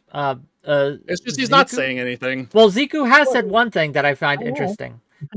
Does sex work prey upon young men specifically? Absolutely. Is it I'm sorry. predatory in nature? And I'm curious what people would say to that. I have an answer that's probably not going to make some people happy, but Uh-oh. I think it is. I think it is. And I think there's a real crisis with male loneliness out there. You know, Madam Genevieve, I have no doubt that you have some clients that truly benefit from your services. I think in like a very professional context like that, I have no doubt there are people out there that need specialized talent, we'll say. But I think in the aggregate, if you're looking at OnlyFans, I do think this is preying on this generation of really lost, lonely young men. I mean, you read about the story of Andrew Tate and his sex trafficking and the way that he like would dangle this carrot in front of lonely guys and take them for every penny that they're worth. I think there's something that's really gone wrong structurally with men and their ability to connect with people that we need to be thinking about as a society. I think where we differ is I don't think that's women's fucking problem. I think that's a whole society. Right? $5 from Skill Stream Gaming, just real quick. $5, and so they're paying me money, gang. Men are at fault for spending money, right? If they didn't, the profession wouldn't exist. Preach self-control. People need to take accountability. Right? I think the problem is that it's also a problem for women when you're selling the solution to a man's loneliness as getting something sexual from a woman, right? Because women end up being the on the receiving end of that, and they oftentimes experience a lot of harassment or objectification because of that as well. Or stalkers, and in the worst case scenario. Yeah. So I guess there are I would ask you, worse case Ziku. scenarios than stalkers. Sure, I would ask you, Ziku specifically. How is sex work any more predatory than advertising in general? Like, what about sex work makes it uniquely predatory in your mind? I just gotta say really quick, Ziku, Please. it was fun going back and forth. I just wanted to jump in. This is not my panel, so I'm gonna let you all get back to it. Sleeve, thanks for coming on. I really appreciate that it. was glorious. Maybe there'll be an after panel. I'll jump back in, Ziku, and I can go back and forth because I got more to say to him. But this is your panel, so I'm out. Peace. Okay, see you later. So your question is, what makes sex work uniquely different than like most advertising? I think that advertising in general kind of uses different type of manipulation tactics. Sometimes to sell something that you don't really need. Sometimes to sell you something that you do need. So I think advertising that uses sex like in general, though, doesn't it? Yeah, like sex sells. It's an advertising slogan. Yeah, so I would honestly, I would prefer advertisements didn't use sex to sell stuff because I think it creates a false pretense or like a false idea of what you can achieve with something based on some product, whatever it's like, Teachy Chanley or whatever nonsense I see the sponsorships for. I don't think that it's a good thing just in general to dangle like the carrot on the stick for young men to say, hey, you can get a woman if you do XYZ. I think it does further objectify women and it kind of dehumanizes them a little bit. So the goal for young men should not just be to have sex with women. It should be to have a fulfilling relationship. Sex is a part of that. It's an element. It shouldn't be the goal. It shouldn't be I'm going to have sex and then be done. So with advertisement in general, moving on to like sex work, again, you have like the carrot on the stick. Hey, come here, take this. But ultimately, once they indulge, they have nothing left. So it's like, it's not even like pop. It's like I liken it to a drug or like snack food. You eat a whole bunch of it, but you're not really fulfilled. You're not actually having that relationship that you need that's going to be there for you if something bad happens. Like if you actually need someone good to talk to, you're not going to call up a sex worker and she's not really going to give you the advice and life, experience, that Not you need necessarily to true. avoid. You might be Yeah, surprised that yeah, a lot of I mean- clients do just want to have conversation. In fact, one of my top And I clients and think I that's the talk about problem. video games 90% of the time. But that's the issue, right? That should be reserved for a woman that cares about him. Like, you don't care I about do him. care about him. I No, you do. don't. You put a No, you price don't. tag on your time. You can't say you care about him. If you cared I about him, care you about would him the give him same way your that my time. hairstylist cares about me. Okay, Okay. which She he wants what's doesn't. On a best very for me, but surface He she level, also doesn't. if takes you are money to do getting my money hair. from them, of Yeah, course she you doesn't are. care, Yeah. you know? She I want That's to. real. I want to. I want to If give. you don't think that it's possible to care for somebody that is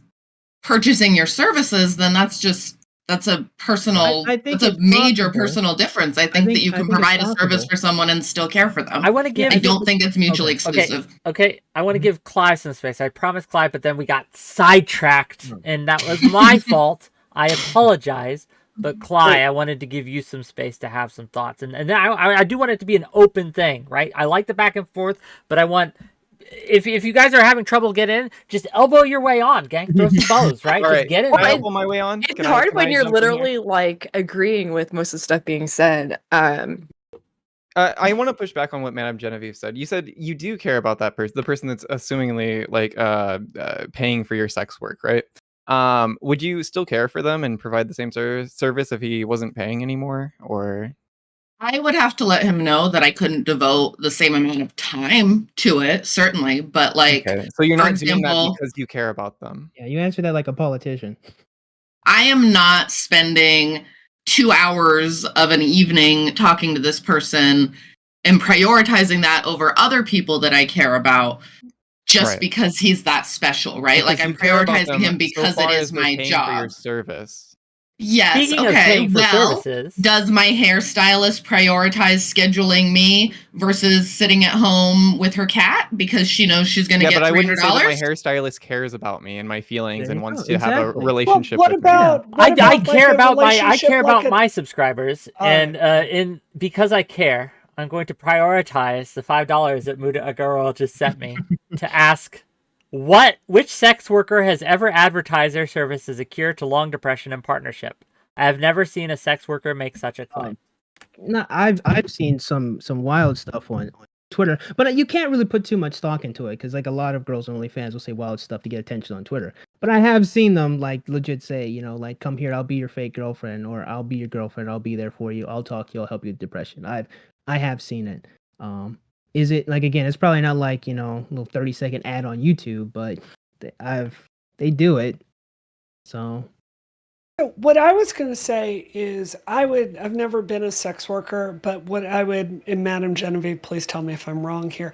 I would imagine it is like a relationship with a doctor or a therapist, right? So like my therapist, when I had PTSD from Gamergate, she cared about me, but there's also like a professional distance there because it is a professional setting, right? You don't want to Yeah. mesh it. And obviously if I couldn't pay, she has to pay her bills as well. So that would be a problem. There was actually a point where with Frank and I, where we were moving, we were really, really short on money, and she let me owe her money, and we paid her back 2 months later, right? But I think that professional distance there is probably just a healthy thing that exists in many career fields. I mean, I work in politics, but I try not to get emotionally invested in every single race that I work, right? It's a job, But I think the reason why this is different is because like this isn't a simple service of like get in, get out. I'm gonna go fix your pipes and then never see you again. You might be surprised, Well, sir. There's therapy. It's an ongoing. Well, therapy is like an ongoing thing too, and I do think it would be a little interesting for a therapist to not quote unquote care about their clients. But I guess maybe that'd be a different discussion when it comes to the topic of like this involvement and intimacy in sex. It is uniquely different because we're meshing something that is supposed to not be quote unquote professional. How do I professionally be intimate with you and tell you different things that make me insecure and like care about you and pay for you and like buy you gifts and stuff? You don't just buy random people gifts. You buy gifts for people that you care about. If you have a wish list and these guys are investing in that wish list, they care about you to some degree, but you don't reciprocate that. To me, I think that's a little off base, or it's unfair to them. Now, you say that they have the agency to not indulge. That's true. Everyone has agency to not do it. But you too can just not have the wish list and not be a sex worker from start to finish as well. And there's a reason that we have a sort of clear line between a personal relationship and a professional relationship with something like a therapist as well, right? That line there is to help prevent, any sort of conflict of interest or overstepping your expertise or, causing any other number of problems, right? So to say that like, well, sex work is no different in any other way. Well, it is when you're saying that like, well, I'm just trying to help this guy feel less lonely. No, you're not. You're trying to make money off of him, right? You're blurring the lines between what is professional and what is personal. Can it not be both? As far as the lonely and the paying part, I don't think that I've ever given the impression that I'm having a personal relationship with these people. It is very clear that it is a professional relationship. But as part of that professional relationship, I do want him to feel less lonely. Absolutely. I think you'd be naive yes. to think that they don't perceive it as being personal. Exactly. Thank you. Thank you, 𝕾𝖍𝖎. I think that is incredibly naive to not take into consideration how these people who don't really have anyone to the point where they have to pay you, that this isn't a close thing. It feels pretty obvious that it's not a personal relationship because he doesn't have my phone number. He doesn't know where I live. He doesn't know my legal name. He doesn't know how old I am. He knows literally only the select bit of information that is professionally presented through these different ways that we engage. I have to ask, to what extent have you looked at like the male experience, so to speak? Because it doesn't seem like you're really reversing roles and looking at this from the position of a lonely young man. But you're also assuming that everyone that comes to us are these cookie cutter people. Not everyone. Some of these people are really demanding and kind You are operating under a big assumption, and I think that that's a mistake. Because otherwise they would just be streaming free porn, right? The reason that people are paying for these types of relationships is because there's a parasocial relationship tied to it. Oftentimes, there's some small percentage that are consuming it because they just like that particular type of content, irregardless of that sort of relationship that you offer, right? That parasocial relationship. But I think that you are either intentionally or unintentionally being dishonest by not admitting that that is the case for the majority of your customers. I would say, especially if they move on to like. I have fault with him still presenting it as the majority of consumers being desperate or not having other options of any other. Well, even if they have other options, they are choosing to use this as their means of getting that fulfillment. I wanted to talk about this from a different angle, a slightly different angle, if I may pivot the conversation just a little bit here. Do we think that, because we mentioned earlier, right, or it was mentioned earlier, that many of the people who are seeking these services are in relationships, are in other committed relationships. Do we not think it's hurting relationships overall to offer these services? Absolutely. For the people in their relationship and the consumer outside of it. I think I don't that think really that any one of us should be able to tell or make a prescription for what a relationship should look like. I think that's only an agreement between two people, right? Yeah, but right, like if I'm going to be in a relationship with someone, that person and I get to make the rules of what our relationship dynamic looks like. Not you. You're not involved. Sure, but if a man comes to you, Madam Genevieve, if a man comes to you and it's like, oh man, my wife's been on my ass, right, all week, and I really needed this. Yeah, make sure you don't tell her, by the way. She would be super mad at me, and it would probably destroy my family if she ever found out. Do you not think that, like, you have any responsibility there to be like, well, maybe I shouldn't engage with this man? I personally recognize that I am in a massive place of privilege where I can be choosy with my clients. And I know that that is not something that most people can say. I personally don't like engaging with people that would be at risk of ruining their life based on our engagement. But again, I'm in a privileged place. I don't think that it's wrong to do so. I think that the onus is on the person in the relationship. But I prefer to have everybody involved be aware of what's going on. Yeah, that's but there's my a reason. Hold on. I want to add something here. I don't understand, and I need 𝕾𝖍𝖎, I need you, I need 𝕾𝖎, I need for you to tell me specifically and precisely why the fuck This is the sex worker's problem. What's going on in someone else's relationship? I've been married for 15 years. If I found out my husband was going to a sex worker, I would be extremely angry, but I would not be angry at the sex worker. I would be angry at my husband, right? Why? This is the pattern that we keep coming back and back to with this. I know this triggers y'all when I say it, but I think it's a very sexist worldview. Whereas a woman making a decision that is totally legal on Twitch to do something it's her responsibility and her problem to censor her body on behalf of children. And here you're talking about this issue as though it's a sex worker's problem to tend to a man's private relationship. That just doesn't make any sense. Well, People need agency agency over their own decisions and their own bad decisions. let me ask you this then, 𝕵𝖎𝖏.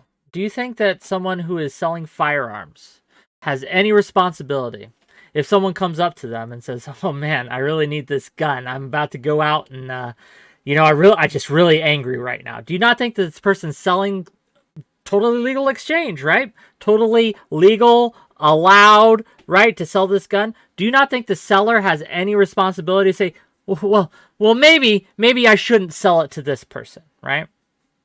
So 2 points of fact. I do think there are laws in many states that if people make those kinds of comments, they're not allowed to sell guns, to my knowledge. Someone can fact check me on that and let me know. But the logical extension of what you're talking about is closing the entire gun industry, right? Well, so I want to interject here. So with my experience as a bartender, I kind of view it in a similar role, right? So as a bartender, I would say that it's my responsibility to make sure that I'm not giving away drinks or selling drinks to somebody that is demonstrating that they can't drink responsibly, or they're already to the point where they should no longer have any drinks, right? So because I recognize that if I was to sell this product to that person, it could be causing harm, very likely could be causing harm, right?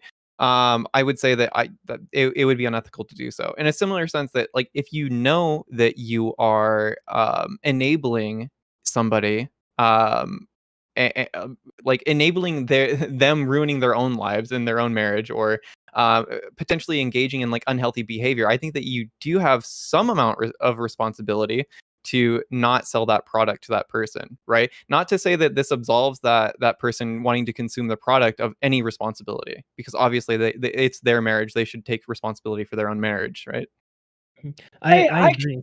I think that's a persuasive point. I think if you're talking about fractions of responsibility, I think it's like 90% it's got to be on the guy. And this is a pattern in what y'all are talking about. Like suddenly sex workers are responsible for lonely men. They're responsible for horny teenagers. They're responsible for men that cheat. Like, you've got to see this through line. I'm going to finish what I'm saying. Thank you. You've got to see this through line in your thinking and your concerns. And it all comes back to it being the fault of the woman and her responsibility. I think it is. If she's the supplier and she's got every ability to select one of these lonely men, save him from that, and be in a committed relationship, she doesn't have to continue to be a sexual supplier. She can just end the engagement right there. And I think that my criticism is more broadly the culture surrounding sex work as it stands currently. The idea that, well, you are offering a product and anybody that chooses to consume it, well, that transaction is necessarily ethical because, well, they chose to consume it, right? These are two consenting adults just choosing to do an interaction without any sort of regard for the negative implications of any part of that transaction. That's what I would push against. So I would love to have a wider conversation with you where we talk about the rest of the problem, because I agree with you. This is a big problem. Young men's loneliness is a problem worth exploring here. I think our fundamental disagreement is on proportionality here. Yeah, I think it needs to be a holistic response, right? I think that it is wrong to put the like I disagree with 𝕍𝖏, to be honest, that it is just the person engaging in sex work's fault for any of these problems. I would say that, like, no, we would agree there. I don't think it's just their fault either. Sure. Well, maybe to varying degrees we would put the blame, right, or something like that. But I would say, like, for the whole entirety of this conversation, when we're talking about the person doing the sex work, the person consuming it, and the platform that it's being done on, all of these share some amount of responsibility for different And reasons. to be clear, the initial topic, right? And I know we've gotten a little bit sidetracked into various rabbit holes, but that's okay because they're interesting. Was what the biggest, I think, the person who holds the biggest responsibility in this should do, which is Twitch, right? What should Twitch do about it, right? What should Twitch policies? What policies should they put in place? What kind of moderation should they have towards these kinds of behaviors? What is their responsibility? That was the initial question, right? I do think it's interesting that it became an individualized, personal, what should women do thing. I mean, yeah, there's a discussion to be had there.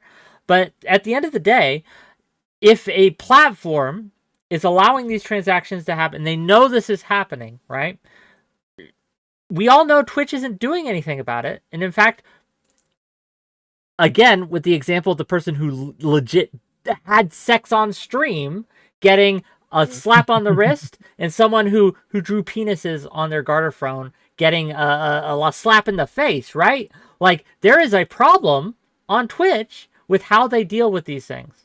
And they are not fulfilling their responsibility, I think, to people. They are failing their customer base and their advertisers. And other content creators, I feel, by not properly dealing with this problem. And I guess maybe I'm just begging the question if there is a problem. But yeah, that's my thoughts. But I wanted to give Clyde another shot here. Again, you've been pretty quiet, and I want to give Icarus another shot. So go ahead, Clyde, and Icarus, and then we'll continue. So I do like Brianna's idea of implementing better parental controls on Twitch, because at the end of the day, it kind of is on the parents from a legal standpoint and from how we view parents as a society. It's on them to be monitoring what their kids are looking at. Now, as someone who was a kid and who found ways around it, are there going to be people that find ways around this? Yes, every fucking time. But if we make it harder, are there going to be less people that have access to it? Also, yes. These two things can be true at the same time. And it's the same way that it can be true that you can have a fulfilling relationship and also do sex work at the same time. Those two things can be true as well. But at the end of the day, I think that you can fully place blame on the women that are doing it when the platforms give them the tools to monitor and have control over who sees their content. Now, if there's some people that get through that are using fake ages and fake IDs, or like I did one time for IMVU, used my parents' ID, but it doesn't show you and it doesn't match up the names. But that was back in 2007. So I'm sure, which I've seen the new technology, it's gotten better. And there are ways to verify it. Now, you'll have to throw in with that, if Twitch implements the system, that people will be less likely to mark themselves as 18 and up, because their viewership will go down, because there's going to be an added wall to accessing their content. People will have to submit ID. So that will affect everyone as well. So you have to weigh the pros and cons of more monitoring or putting more emphasis on making other entities such as parents or guardians, whatever, more accountable for these things. But I think that that's also something that should be a conversation in the home. But growing up in the South, as someone whose parent was raised more liberally, I've seen both sides of it, and honestly, a lot of what I learned about sex and what I know comes from the time that I was Googling as someone that was younger. And I was also made aware of a lot of other shit early on. Now, some people might be like, well, that's how you ended up where you are. It's not. I'm still going to be a doctor. That's my goal. But that's the thing, is people wonder why everybody gets so up in arms and so heated about these types of conversations. And it's because you're talking about someone's livelihood. You have to remember that too, is that these are people's careers. It is now a career, which, by the way, sex work is the oldest career on this planet.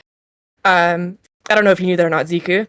I mean, you seem to act like it's like is new, but that's the thing is, it's not new. This has been around for a long time. I mean, it is a career because you get locked into that career by these stigmas that society has placed. What's the training for that career? What's the training? I'm sorry. Have you marathon?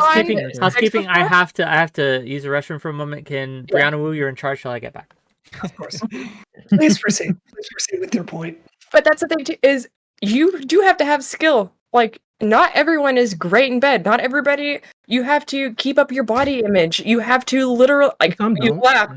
Some people suck. I've been there. I've literally been in a large. It's funny to compare professional training to like being good at sex. I don't know. Yeah, I mean, you have to be familiar. You ideally, if you're going to be successful, need to be familiar with anatomy, physiology, how the body works, safe sex practices, how to utilize different accessories, perhaps. Shouldn't this be something? You can let her finish talking, and then you can go. Please go ahead, Genevieve. It also requires a large amount of other skills. You have to have good business skills. You have to provide great customer service. You have to retain client loyalty. There are a lot of other elements that go into it other than just spreading your legs. I think that it's reductive for you to assume that that's the only part of the job. I think most men don't know what full face is or the effort that goes into it. Please go ahead, Ziku. No, I think that all of those skills are, I honestly could probably be transferred and channeled into something a little bit more than is ultimately spreading your legs for young men you wouldn't do otherwise if they weren't paying for you. I also think that there's a huge element here that kind of gets ignored, and it's the fact that you're essentially purchasing someone's consent, or you're purchasing someone's acceptance into this regard. I think that's a little bit off base, like in principle. Like I said earlier, if I'm having sex with you, you're having sex with me. It should be a mutual exchange.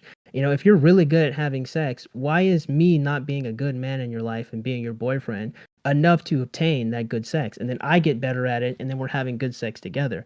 Why is it this business model here that's mostly not for just the pure fun and pleasure of it all, but it's usually overwhelmingly reserved for men who aren't in good relationships or in bad relationships? Like, you see, there's so many. Our fundamental difference here is that you seem to believe that sex should only ever happen in the confines of a committed relationship, and that is something that I strongly disagree with. I would say this: at the very least, we should not be purchasing it. At the very least, if we want to have the argument for like casual sex, I think that's its own discussion. I think that's fair, and I have some disagreements with it as well. But as far as this one here, the purchasing of sexual activity should not really be a thing. I'm going to be honest with you. Again, it's a mutually beneficial thing. If I'm having sex with you, you're having sex with me. Why do I need to pay you to have sex with me? I want to interject. I want to interject here because I know we've been going on for 2 hours, right? And I want to respect everyone's time, right? So what we're going to do now is we're going to have closing thoughts, and then we're going to transition to an open panel where people from the audience can come in and ask you all questions. If you wish to stay, you're more than welcome to do so. If you must go, I understand, right? But I think it would be interesting to see some audience participation here. I will say this, right? If you subscribe to my channel, I won't have sex with you, but you will get awesome emotes, right? You will get access to really great content, and you'll support more discussions like these. So please sub to the channel if you haven't already. Give some subs. If you're in the YouTube, please like and subscribe, right? It really helps me out. If you're on Twitch, hit that follow button if you haven't already. I'd really appreciate it. But I want to give everyone here a chance to shout themselves out, brief closing statements, and then we'll transition to the open, if that's okay with all of you. I know this is a robust discussion, and I want to keep going with it. I just want to respect people's time, give them an out if they need it. And we're going to start. Brianna Wu, go ahead. All right. Wick, you're going to like this. I want all of you to listen to me. I've told you my thoughts on sex work, but this is what I'm going to say for my closing statements. Wick, provides a massive service to everyone in Twitch, Paul. Everyone takes these clips and uses them on their own channels, and he does not get the views in a way he should, okay? I want my man to be out here thinking about this channel full time. Yeah, I need you to step the fuck up. And what that means is going and signing up and supporting him. Wick, what is that link to go do that again? Well, if you are watching this on Twitch and you want to join the YouTube, go to youtube.com/@WhickTV. If you're on YouTube and you want to support the Twitch stream, go to twitch.tv/WhickTV, and there you could donate money. Give me bits, give me super chats, give me subs. Very many ways to donate. So I'm gonna talk to him after the stream. Yeah, we have Patreon set up. We have more in the works. I promise you, we have Yes. more in the works. We had a little hiccup with some behind the scenes thing, but that is being addressed. I want my dude in the lower corner to get fucking paid. I want him to get his money back. So help him out, okay? Well, thank you, Brianna, for being here. Really appreciate you. We got some great things coming in the works with Brianna, gang. So Yes, stay we do. tuned. Well, some possible announcements coming soon. We'll see. Next up, 𝕬𝖏, please. My basic thoughts are, I think sex work is based. I have no issues with sex work as a whole, off the top of my head. Not something I've thought enough about. I personally think that when it comes to Twitch, I don't think Twitch should be involved in it. I don't think it should be the place that it's platformed and promoted. And I think mostly the issue comes down to Twitch, as well as Fansly and OnlyFans and other sites like it. I think ID verification on OnlyFans and Fansly on both ends, both from creators and customers, should be the standard. And I don't think women really take much of the blame there, because I'm a capitalist kind of guy. I think capitalism is based, and women are just exploiting a market that's already there. Yeah, you can find me on Twitter at twitter.com/𝕬𝖏, and everywhere else at 𝕬𝖏. Gang, check him out. First time guest on my show, but hopefully not last time.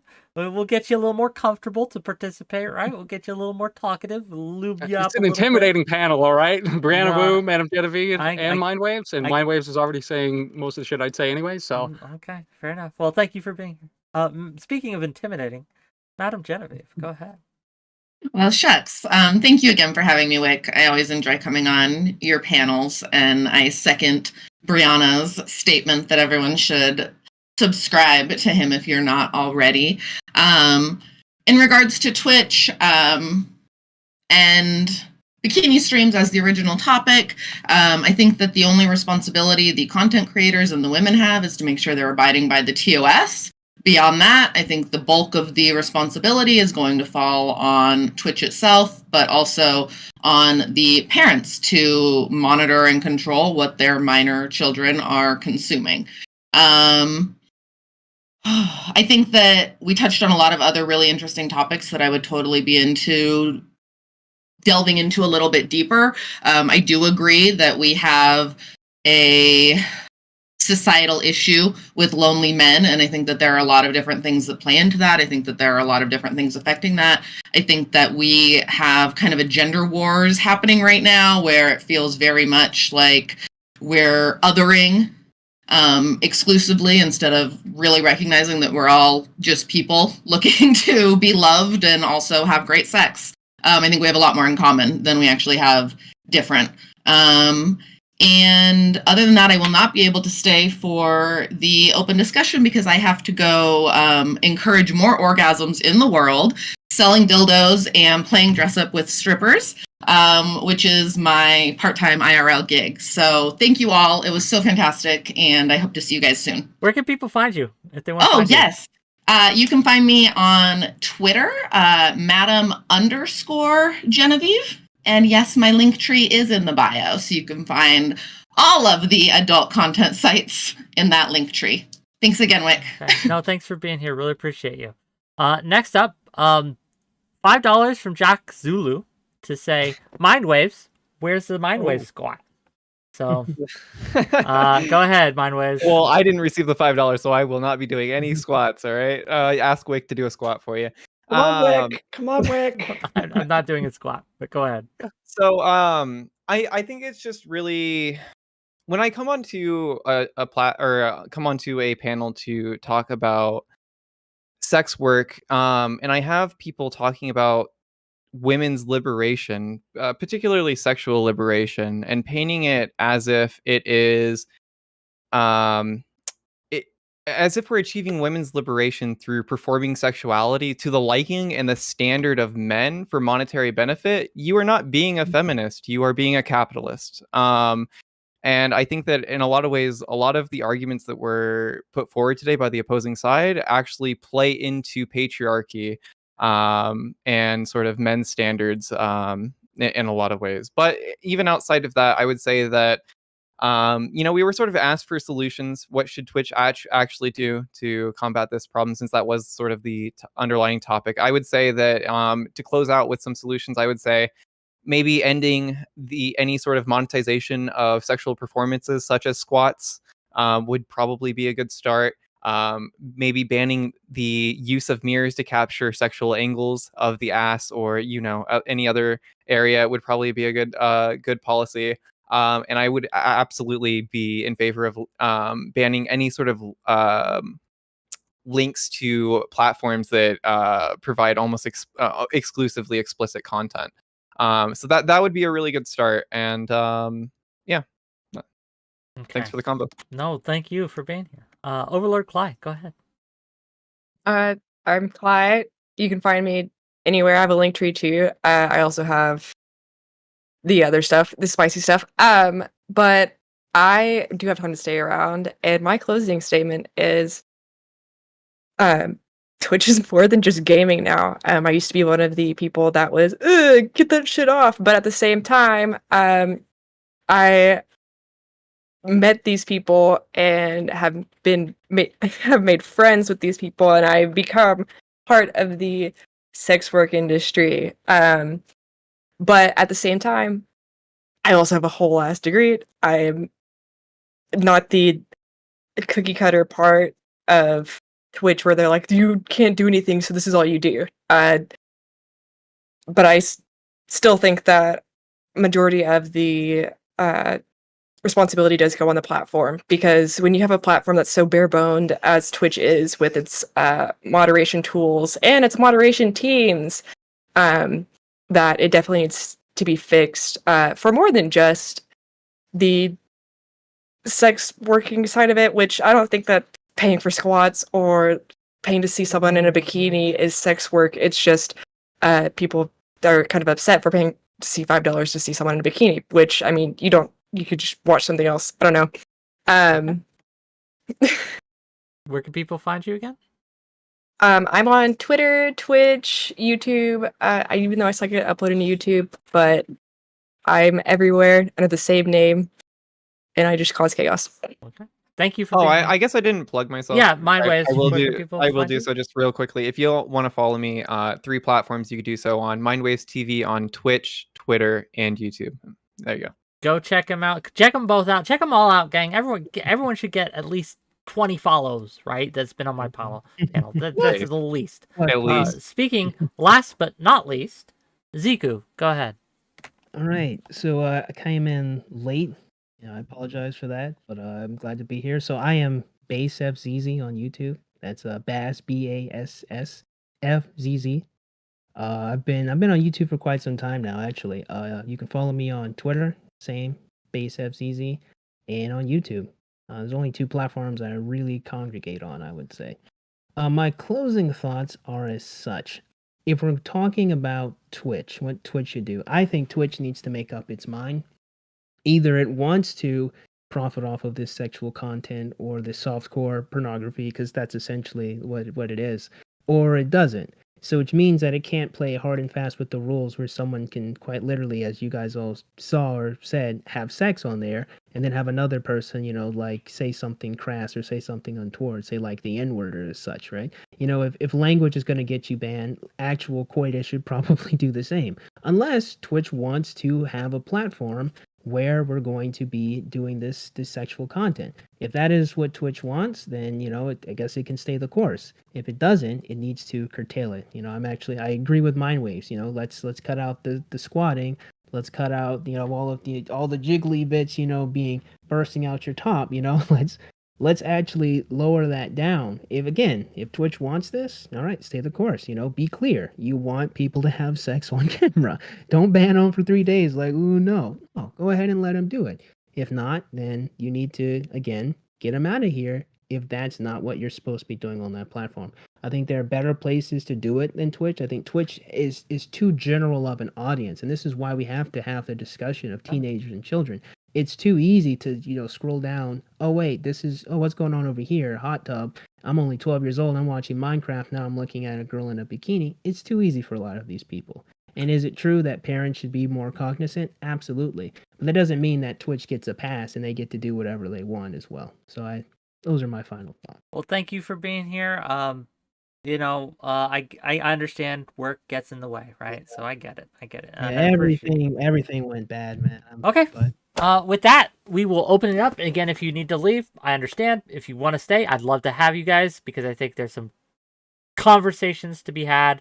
And let's open it up for at least a little bit. And gang, how long we're going to go depends on you. So if you don't give me money, I won't go for very long, right? But if you give me more money, I will keep this open longer. So it's up to you, YouTube and Twitch, what you want to do here. Okay, let's bring some folks on. All right, I'm going to go piss. I'll be back. Yeah, do your thing. Okay, hello. Oh, wow. Yeah, a lot of people with opinions. Hi. Yeah. Oh my god. Is that your friend? Hi. What? Okay. If you have cameras, turn them on, please. You gotta get them if their faces in here, eh? Yeah, well, if you're gonna come on, you're gonna spout off, right? You might as well. No facts, I get you. Okay, we have a hot tub wizard with us. Indeed. Ace and Deuce, hello. Alright, yeah, so I wasn't sure how we're gonna handle it when we had a whole bunch of people come in, but yeah, I just want to say that I think that all these kind of streams definitely belong on the internet. It belong everywhere, like, you know what I mean, like, just, and on these platforms as a whole, I feel like they belong on them. But ultimately, I feel what we should ultimately be doing as a society is normalizing people being okay with ID verification on things. Because I personally think that just clicking a box to verify for things, if you actually want people to verify, that's just not sufficient. Like, every child ever has just clicked that box. But, like, I also don't think that it's that prevalent of an issue to just see people in a bikini and be like, oh god, that's harming my worldview somehow. Do you, out of curiosity, because do you mark your content when you do stream as Oh yeah, it's 18 plus marked, even though I don't talk about anything 18 plus. Okay, fair enough. I'm just shirtless all the time, so it Yeah, just feels like it feels appropriate to do that. So it's like I don't know.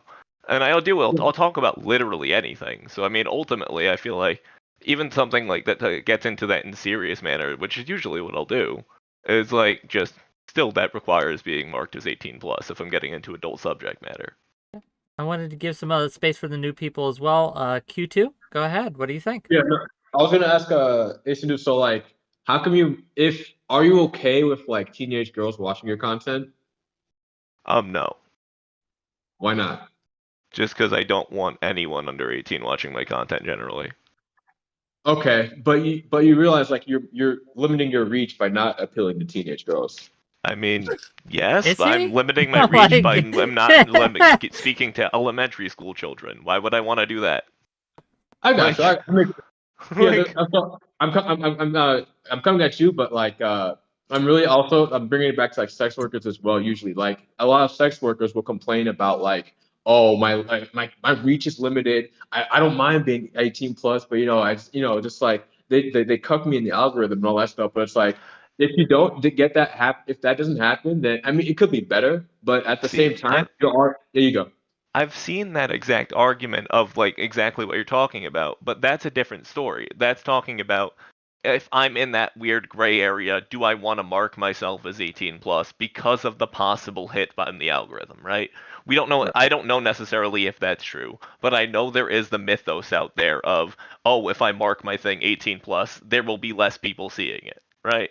I don't know if that's necessarily true. I don't necessarily think it is, but it just that I feel like I don't think it matters ultimately. Like it's something that it's I think that there to anytime that you market, see you that should use it. argument being like given, I think that this is kind of a consequence of the wrong people advocating for these sorts of issues. I think that when you look at anybody that is reasonable and knowledgeable about sex work and their advocacy of it, I think anybody would admit that, you know, you should be marking your content as explicit.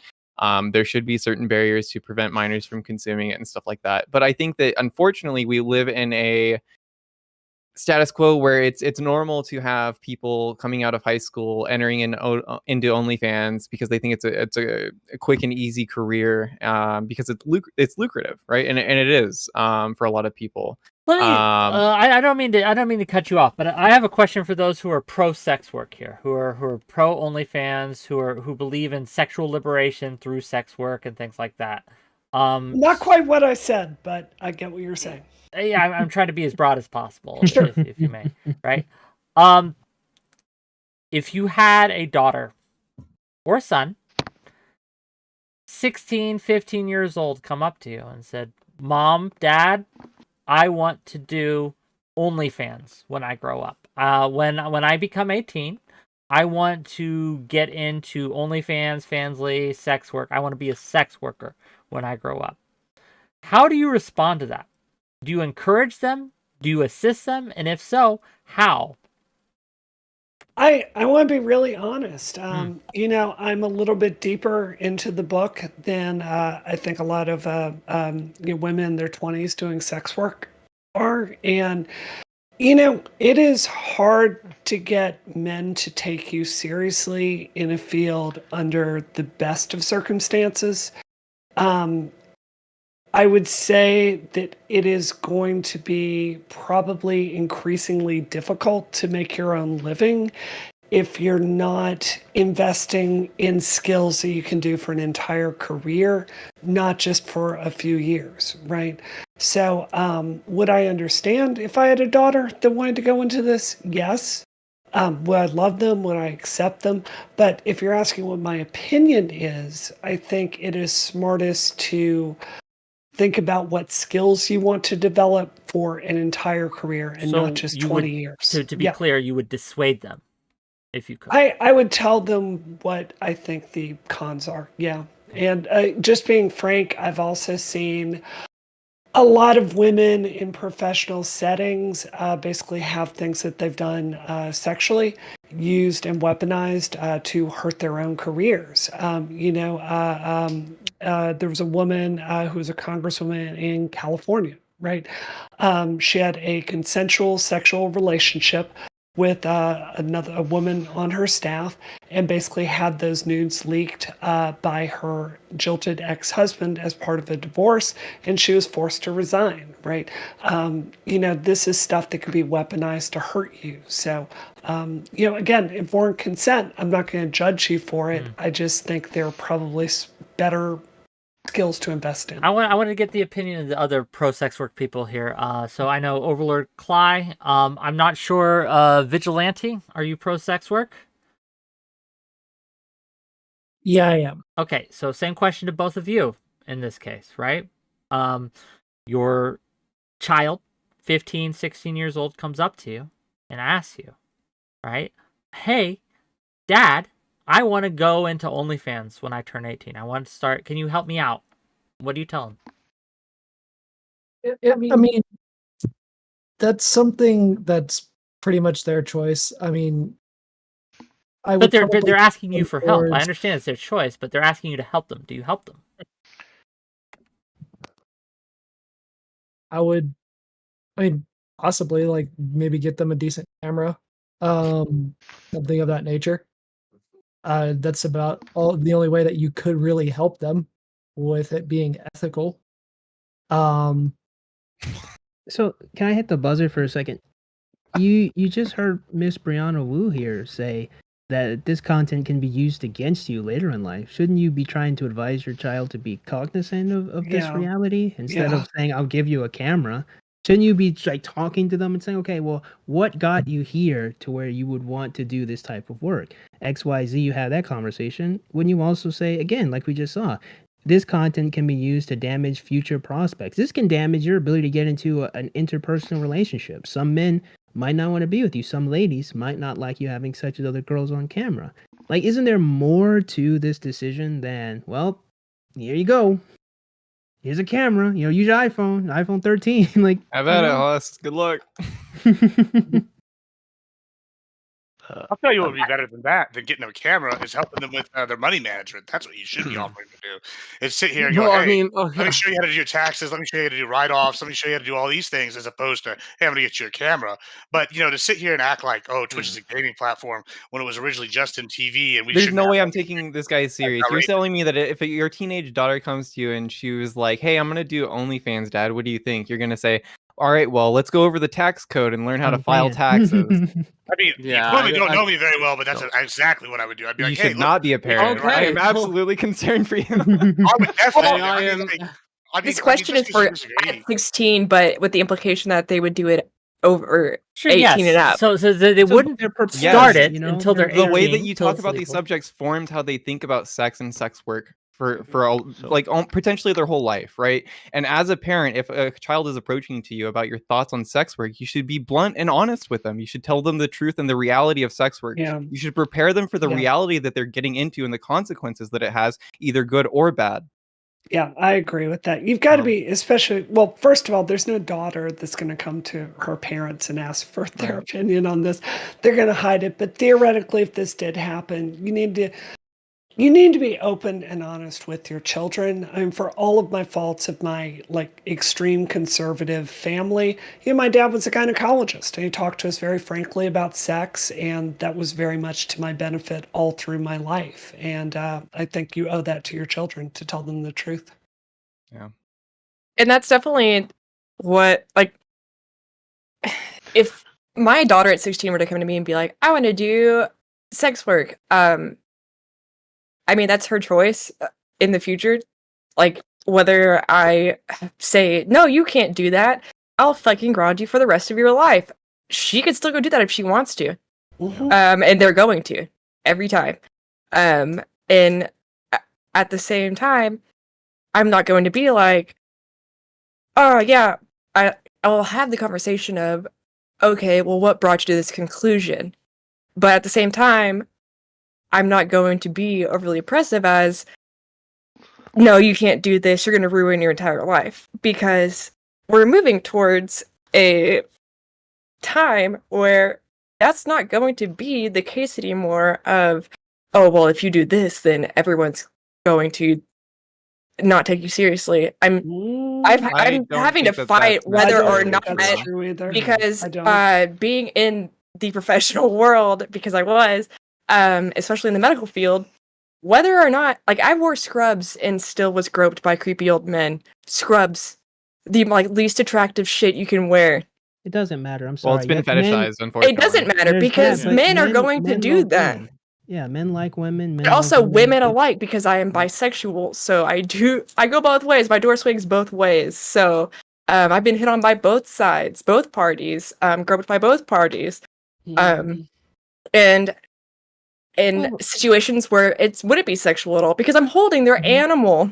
Look, Clyde, Mhm. I understand. I understand this argument that this is going to happen no matter what we do. But just like murder is going to happen no matter what we do, I wouldn't it buy him, doesn't the gun to mean do the we murder. don't criminalize murder, and we don't try to punish murder or try to keep that from happening, right? But at the same time, I wouldn't punish my kid for wanting to go into it. Okay. But then let me ask, why should your kid do it? What's the should? If you have a 16-year-old, you're listing out career paths, lawyer, doctor, maybe you could be an artist, paint stuff. Oh, wait, sex worker. Why should someone go into that industry is my question to you guys. I mean, if it's something that they think that they can thrive in and be good at, then they can do. What does it mean to that thrive thing. in sex work, though? That's a great question. I guess making money. Is that wow, it? what else Is that all that it means, though? I mean, let's not act like sex work can't be parlayed into other successful careers. I mean, like you see people like Mia I'm Khalifa's not saying got, like, that, to be gaming channel. clear, but I do I want mean, that question That's more answered, right? What incidental. does it mean to thrive? Is it just yeah, well, making what, so money? you can so it could be a social media influence. It can be a bigger footprint online. I mean, I guess it's the same thing. You know, you can make money. You know, I mean, there's a variety of things that could be. You're just talking about ways to monetize your presence online. I mean, you're not supposed to be So is it just monetized. Can we monetary? let Cly answer this because we cut her Right. off, and I Yeah. think it's an interesting question. Okay, I am curious if Cly has an answer to this. Go ahead. So, fuck. Oh. It just left. Hold Sorry. on, I can reel it back. Okay. No, you're good. Bring it back. Bring it back. So, what does it mean to thrive in the sex industry? So, really thriving, I guess, would be your following and how much you make. But at the same time, it's right now that's the only marker that you can really look at. I mean, Okay, so other what than do you other want to than look money, at? Like, oh, other I than feel money and about fame, to be people? clear, other than money and fame, right? You don't think you think those are the only benefits, and that's what you're saying, right? I think you learn a lot about people too, as well. You learn a lot of the you learn a lot about the deeper sides of people because, like Jen was saying, a lot of people treat it as therapist, as another friend. It's not just like, oh, show me your titties. It's, oh, I have a reason to be here. And most times, yes, it's for show me your titties, but other times, some people do don't have anywhere else to turn. And I think that is one of the cooler aspects of it is I don't like people, but I like learning about people and the human mind. And so just to see that it goes that far into, I wouldn't necessarily call it parasocial because a lot of people aren't living in this fantasy of she's going to fuck me if I pay her thousands of dollars. They do sell like the girlfriend experience, right? Like that is something that people sell, right? Yeah. And that's Some do. pretty parasocial. Couldn't do that. I mean, I don't have experience with that because I can't do that, like me Sure. being me. But like the girlfriend experience, I would say is parasocial. But Okay. I wouldn't say that majority of the people that are active on those websites are paying for that because those are usually like $200 to $500 for shit. So can I yeah. offer an opinion here just super quickly? There's a lot of people. Just before you go, I want to get the Sure. order because there's a lot of people who want in. I want to make sure Of everyone course. has a chance. So we're gonna let you go first, and we're gonna let zzku, Ace, Mindwaves. That's the order. Go ahead. And if amazing. anyone else wants in, hands, gang, hands. Yeah, I'm gonna have to bounce in like 10 minutes Sure, sure, anyway. So what I have seen across my life is it's almost like there are two kinds of people that go into sex work. Clyde, at the beginning of this, you told a story about working professionally and then coming up with the disability and this being a way you could pay your bills, right? No judgment there. I think there are a lot of people that are in your situation. They're in a spot. It's a way to make money. Maybe it's not their ideal thing, but it's something they want to do. And I think you should 100% have the freedom to do that. I'm not going to judge you. I think as far as to get to Mindwave's question about thriving, I've met people in my life that genuinely were born to be dominatrixes, right? Like it's not my thing. I don't participate in that, but it's an art with them. It's a calling. They think about the philosophy very carefully.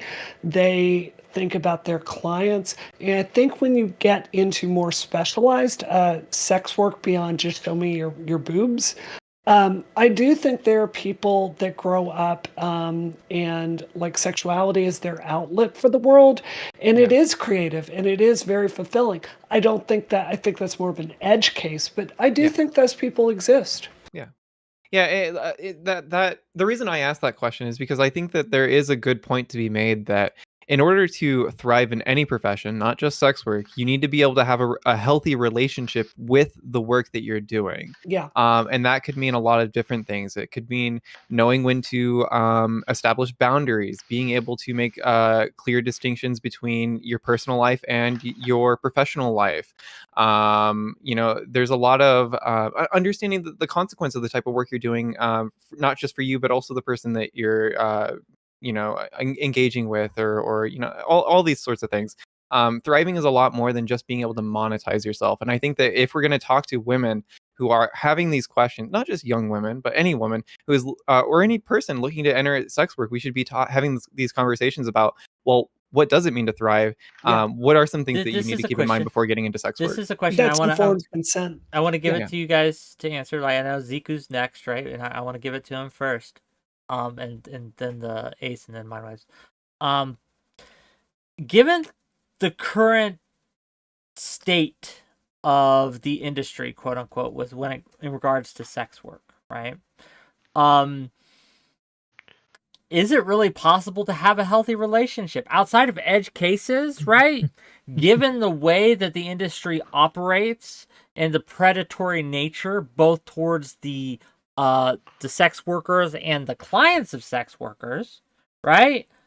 Is it even possible to have a healthy relationship with your job, right? What do you think, gang? I want to give it to Ziku first, and Ace, and then Mindwise. Go ahead. I would wager no, not really. I think that there's a couple of elements that might be a little traditional, I might feel, and that is, I feel like being a man in your relationship with a woman kind of requires you to be a little special, and that woman also requires you to be a little special too. You guys are both sacrificing what you could have with other people to be with each other. And that just kind of in its nature is undercut when you're selling this for a price to random people that a lot of times you don't really even like, or people you otherwise wouldn't spend time with unless they were giving you money. If these people are coming to you with like honest problems, you can't really help them apart from distracting them for 2 hours because they paid you $200. You're not really giving them what they need, but you're taking money from them. You're taking, sometimes you're taking their like emotional energy. Obviously, that's not tangible, but these people can like really grow to care about these women, or sometimes, some of these dudes, they can really grow to care, and that can just be ripped away because, well, you're not paying me, so bye, see you later. They put all that energy into like a fantasy. And to an extent, I have to ask, like, how much does the sex worker have empathy and put herself on the other side? Because I know we're usually talking about women, it can be men, but a lot of times they're not switching the focus and looking, how is this affecting these young men here? And then how is it affecting my boyfriend? Is my boyfriend like really fine with other men basically funding our lives? That kind of undercut, like, we're socialized. And if you say the socialization is ridiculous, then that's a good conversation to have. But we're socialized as men to be that protector, to be that leader, to be that provider. And now that role, that part of us is offset to other men. So why are you here? Like, as a teddy bear just to have sex on camera for her? Who are you really to this woman if other men are getting the same sweet nothings, they're paying money, they're providing for, they're doing all of that?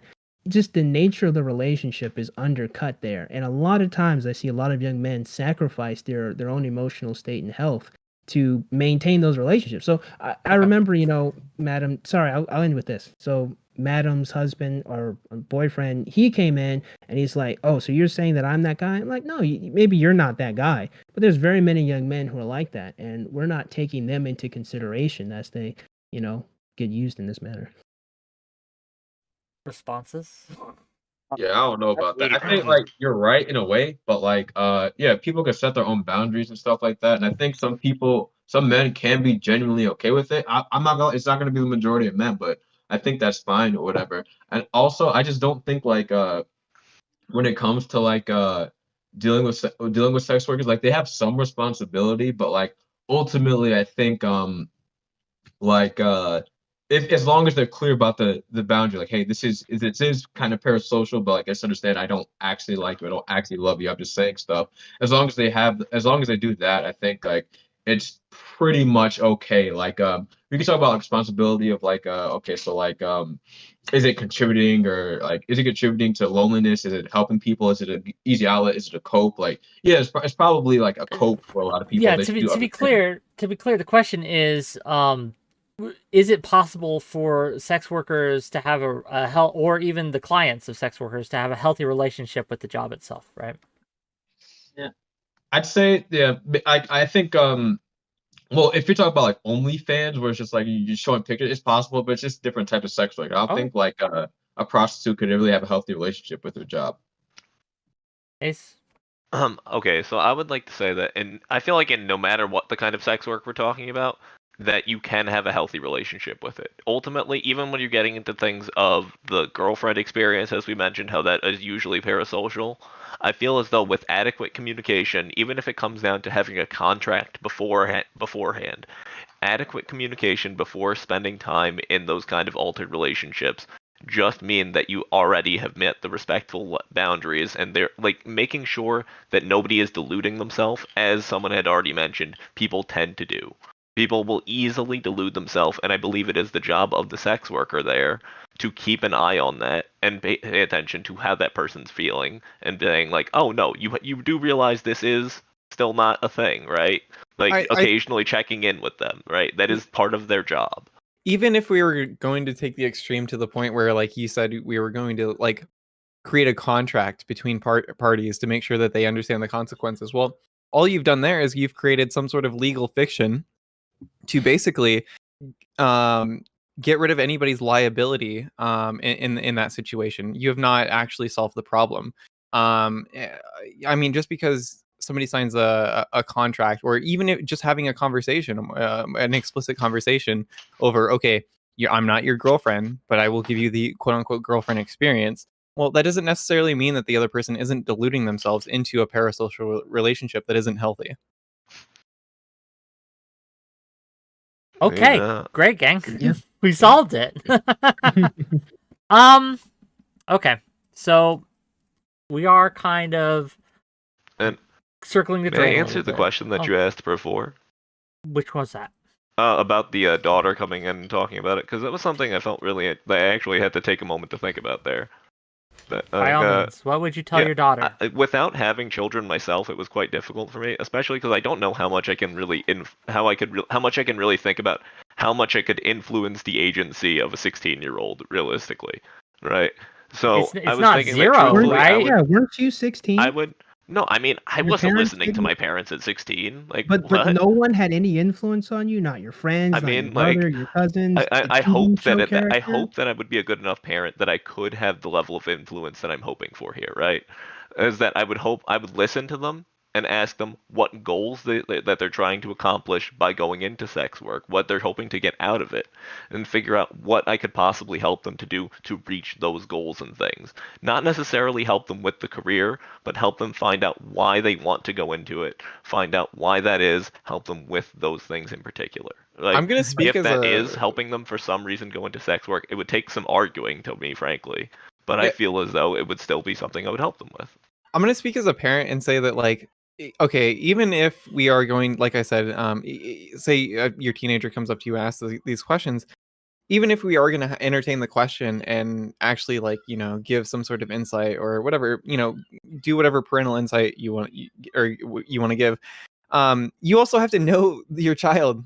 You have to know the type of person that you're talking to. And I think it is okay in some instances to be like, well, I know that how you engage with these certain things. You are not the type of person that should be entering sex work, and actively dissuade them. That may be appropriate as well.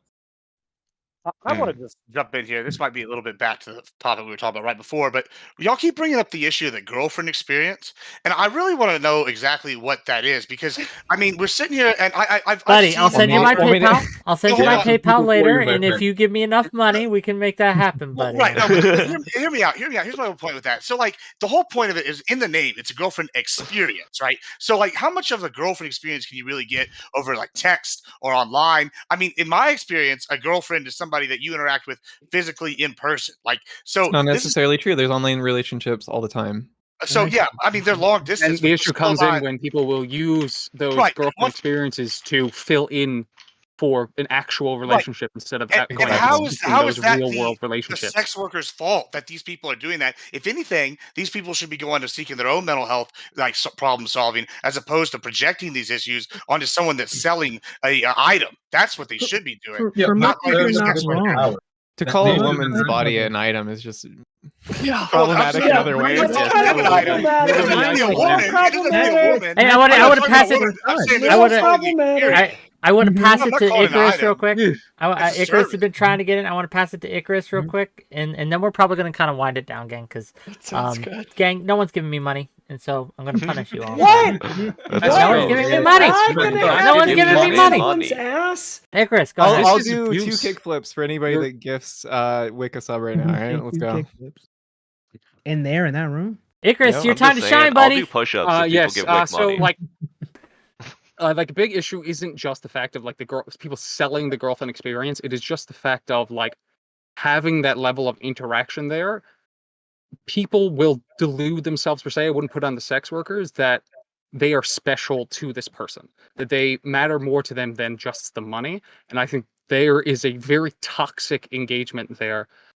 That is more of a societal issue. I don't know if there's anything to really do with like the sex workers themselves, because they're just exploiting the market, which is that's it. It's there. We live in a capitalist society, and if you want to make money, that's based. I think it's kind of fucked up, but it's based. And I can't say anything about parasocial relationships because I exist in the most parasocial realm ever. That's it. Fair. But don't you think, even as let me engage with that for a moment. Taking the sex work out of it, and I understand that streamers and parasocial relationships are a problem, but we can point to streamers who do well with it or who do better with it and streamers who do worse with it. We could say there are streamers who exploit it more and there are streamers who actually actively take steps to mitigate, right, the problems that come along with that. Do you not think that this can be applied to sex work and parasociality there, right? Like I can concoct scenarios and instances where I would judge a sex worker for purposely exploiting parasociality, whereas another sex worker could take active steps to mitigate the potential harms, and they would have much less judgment cast upon them. No? Is that not true? No, I 100% agree with you. Yeah, I think. Of course Yeah, you do. if you're smart. being explicit and saying, "Hey, we're not friends. You're not really special to me outside of you exchange money, and we have a conversation. I help you come. That's it."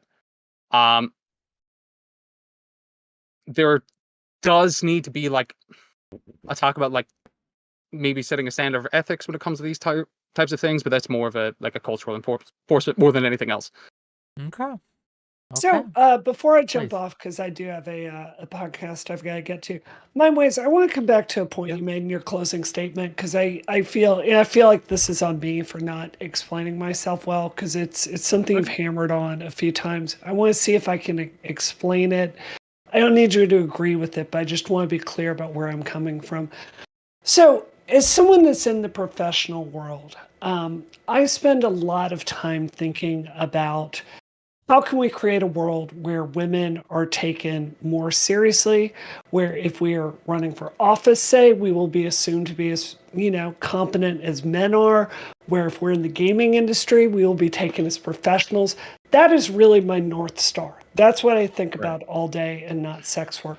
And one of the things I think structurally that really gets in the way of that is there's always this question of sex that is just there. And it haunts women through their whole career. So let's say you're a really young woman starting in the video game industry. You're going to be treated as a sex object by a lot of men in the office, right? And you get to your 30s, you're trying to have children, right? And you're going to be treated differently there once you get married. Or if you look at, say, the sexist comments that added to Don Lemon Gang fired about Nikki Haley being past her prime, which I think most people would look at and say that was a comment about her looks because we only value women for certain ages. So when I think about that totality there, what I think really gets in the way of it is I think dudes, when there's a sexy woman around, I think y'all tend to, not all of you, but in the aggregate, I think you have a hard time thinking of her as a person and not as someone who's really just super attractive, right? Let me hit the buzzer. So hold on. No, you've interrupted me playing. I'm going to finish my point. So I resent that point. what I'm thinking, it's true. What I'm thinking here is when I say you can't have women's liberation without sexual liberation, right? I'm talking about moving to a model as a society where women can have their sexuality and it's less judged by everyone, right? Where women can enter into relationships and it's not seen as everyone's business, where women can be attractive and it's not the sole thing we define them by, right? I'm talking about sexual liberation in a lot of different forefronts. And I realize for me, someone who talks a lot about pragmatic policy, that is very boiled the ocean and idealistic, and I think it's going to be nearly impossible to get there. But that is my North Star, if that makes sense to you. Brianna, thanks for being here. Before $10 from 𝕾𝖎𝖏 to keep it going. So we're gonna keep it going at least till 9. All right. At least till 9. Woo. Thank you for being here. Oh, go ahead. Yeah, I do just want to say that I mean I don't think that we fundamentally disagree necessarily. I think that a lot of my disagreement was more so what was not being said than what is being said. And I think that you are right to say that for women's liberation, you need sexual liberation. And you know, and to add on top of that, it is not just women's liberation either. It is you know, men are often victimized in a lot of the ways that patriarchy has taught women to engage with sex and sex work and stuff like that as well. I think if I can, this kind of leads into something. No, let Ziku go first, and then we can go to Ace. And then we're gonna cycle out some folks. So I think that it's really problematic to liken sex work to women's sexual liberation. If the goal is to get women to be treated as their own autonomous person with their own skills, thoughts, and abilities, the very last thing we should do, and I will stand on this principle, is to put them in a situation where the most important thing is how attractive they are and how sexual they are. I don't see how that's going to get this to a point where we're respecting women as agents who have skills, abilities, thoughts, and feelings. If anything, if this is the career path for women, if this is something we're going to defend, isn't the most important thing, bar none, how attractive she is or how much does she cater to what the men wants? Because that's one thing that just can't be taken away from this. If a woman is being a sex worker, like she has to cater to her clientele. She I wouldn't say she's under them in a sense, but she does in some way. She's relying on. I mean, obviously that's how she gets her money, but also her body type has to be contingent upon these men. If your power as a woman can be taken away from you because a dude just is like, you're not really who I want. How much power do you really have? And I think that we're not really like thinking about the degree of which we're putting women into this. There, I would say, not even, I don't want to call it a box, but we're giving them this expectation and we're reinforcing the expectation that their sexuality is the most important thing about them. So I don't think sexual liberation can ever come from encouraging sex work at all. If anything, we should say you should never make your sexuality the most important thing. Your character, your virtue, your honor, your integrity, that's what's going to put you in front of every other person. That's what I think. So we've tried that though throughout all of human history, right? Like, let's make women chaste. Let's like get these displays out of the public square. All of that. I agree with you. In a professional context, let me give you an example. In the video game industry, I've been in a million meetings where dudes will start just making a bunch of horny comments about boobs or whatever, and it's uncomfortable. I don't want that shit at work. I think it creates a very awkward workplace. But I also think if we can desensitize overall and if we can move towards a society where a woman having agency over her own sexuality, I think that's where we start to kind of disarm a lot of this puritanical ideas about how women are allowed to express themselves, because we've tried it your way. It didn't lead to a feminist utopia. So the thing I want to try is basically disarming the bomb a little bit. Did we try it that way though? Because in Yeah. addition to the chasteness, right, which I'll posit to, and I agree with you, we also said, oh, and also you can't vote, hold office, or do any of these other things, right? Like, so that was that. I think that ingredient, like, was the oppression, right? The chasing wasn't the best, but Can I the whole you ask a can't question? vote or hold office was, I think, far and above the problem. I don't There know. have been many ages of American society where we have had puritanical views towards how women can express themselves post the suffrage movement, in my view. I But also we've want to say, also. Well, go ahead. I'll go. Neil. Go. You go. I just want to say during those like more puritanical or more like conservative repressive times, I feel like I mean, correct me if I'm wrong, but I feel like isn't that generally whenever like pornography like thrives and there's great leaps in like pornography and whatnot, I feel like that's something that's pretty well documented throughout history. So I feel like pretty much everything Brianna Wu was saying is pretty much correct, because we're sitting here arguing over, hey, we should be chaste and we should do all these things, and then we turn right around at the same time. If you look at like Victorian England, we're seeing an explosion of pornography. Yeah. And I mean, there's even Boston Legal episodes about this guy collecting puritanical sex devices. I mean, like, it's well established that doesn't work. So I think I think it's important. overall, like shaming like men is probably the best solution to stop like sexual harassment at work. Because like the types of comments that you've had to endure, Brianna who has to endure, like that would be really easy to just say like, oh yeah, you could go to HR and get most of those guys reported or fined or whatever. Like that'd be, if that was the case, then a lot of those comments would stop. Now it sucks, like, because it's a male-dominated industry and women are allowed to police men even though they like are percentage-wise is a smaller amount. But I think that's pretty much the best thing I've seen, when men aren't allowed to, when flirting and like any sexual comments are just shamed and like discouraged. I think that's the best thing. And I think like women's liberation has nothing to do with it, because at the end of the day, if they can still make those comments, if they know like, oh well, there's this woman, maybe she is like sexual and I'm okay with it, it doesn't matter. They're still gonna make the comments. It's not being okay with being sexual. It's nothing to do with the types of comments they want to make. Okay, before we go, I'm gonna cycle some people out. Could I say a closing statement and then give you I gotta space go. to close someone out? Okay. Real quick.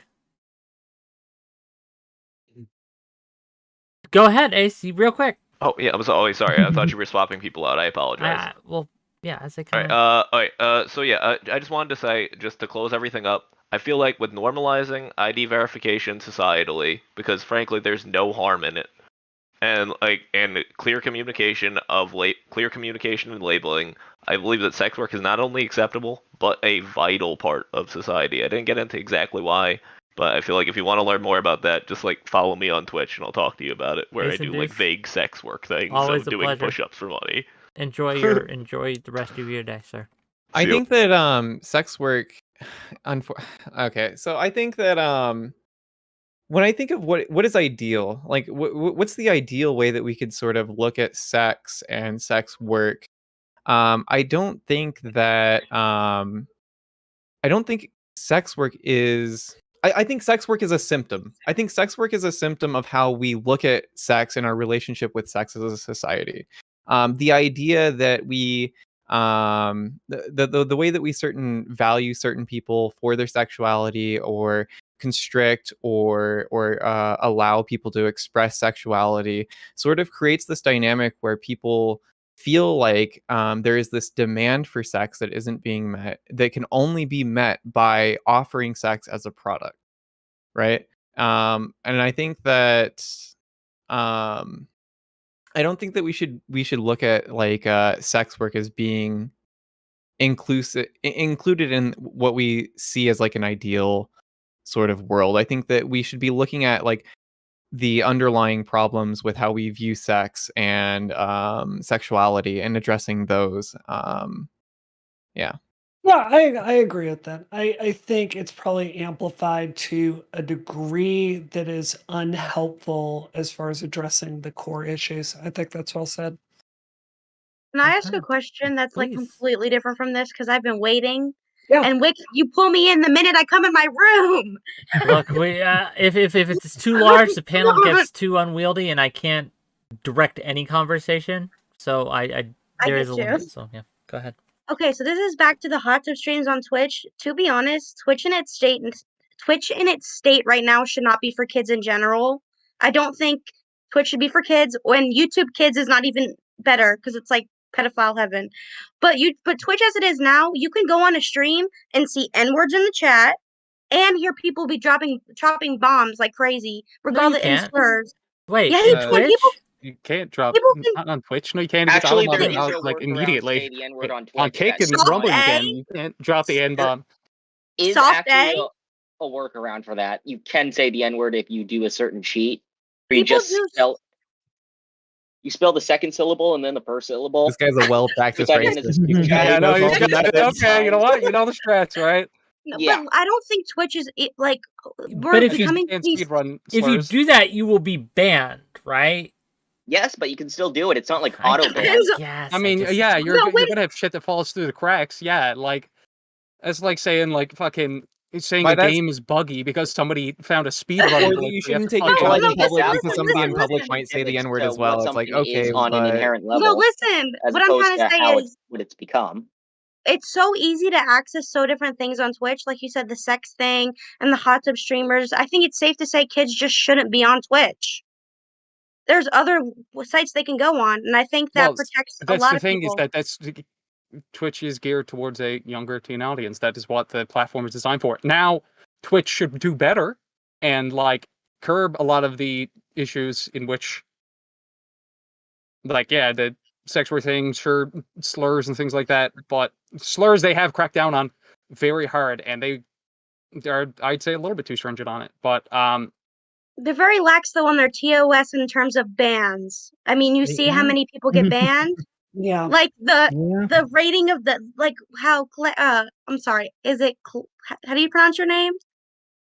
Why? Clay or is it Sorry. Kai? Okay, she got a 3-day ban, and then that person that had sex was 24 hours. Their bans are not equal at all. true, Squad I W, mean, agreed. So that's a Peanut, big issue. Peanut, can I give you a little pushback on a point? And I want to tell you a Course. story about a use case. So Keffels is a friend of mine, right? And I have a very close, I try to be very careful how I say this because I don't want people doxing people I care about.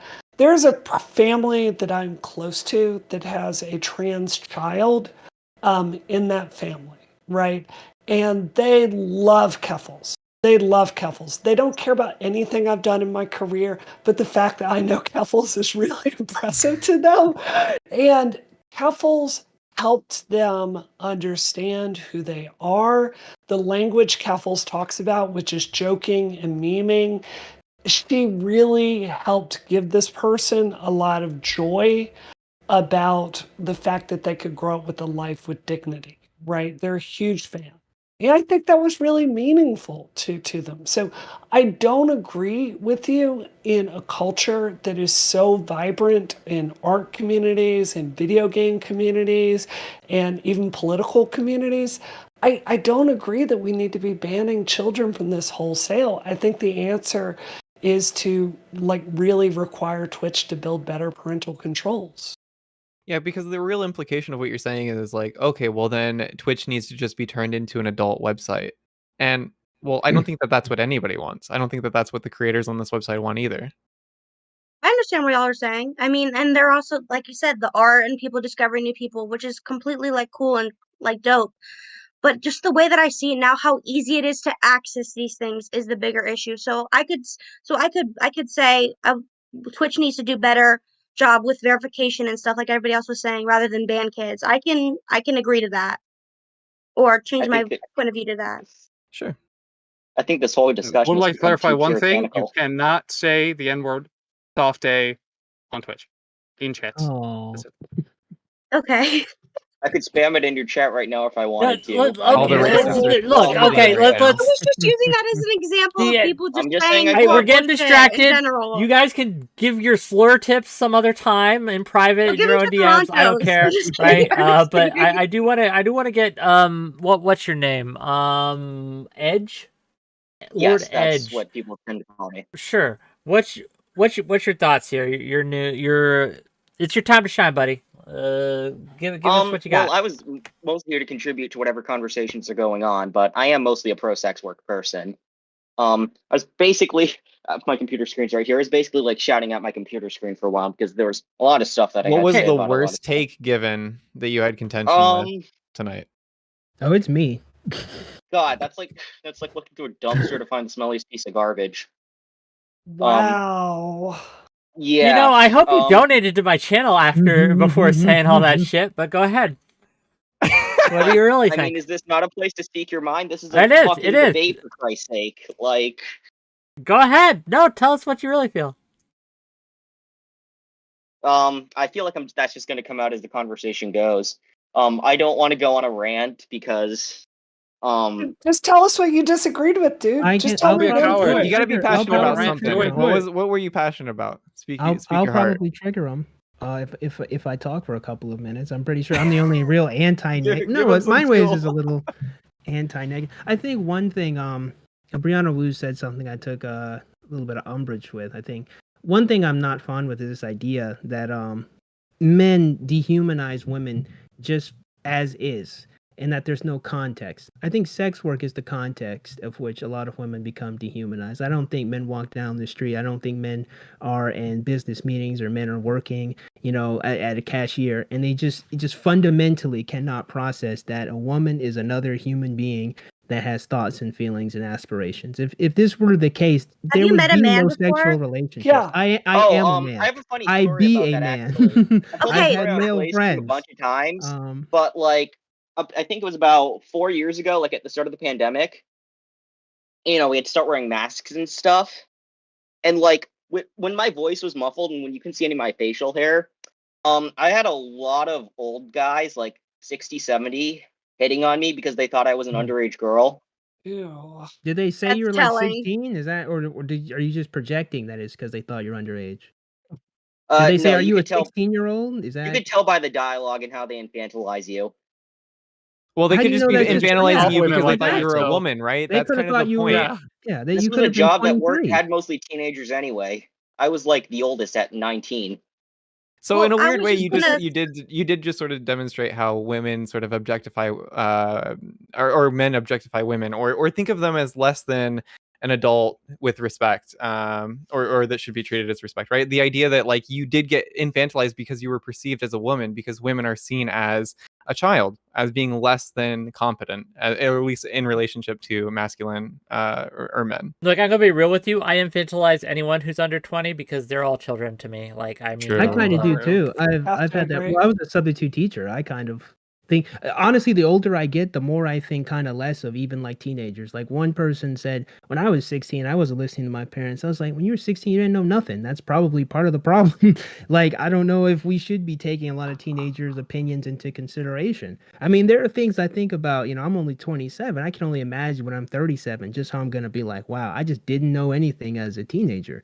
I think teenagers probably should be a little bit infantilized, if not a more stronger push into that transition to adulthood. My But if sister's we're like saving that 19, conversation and another time, she's far more adult than I ever was. probably, I assume. I accept that.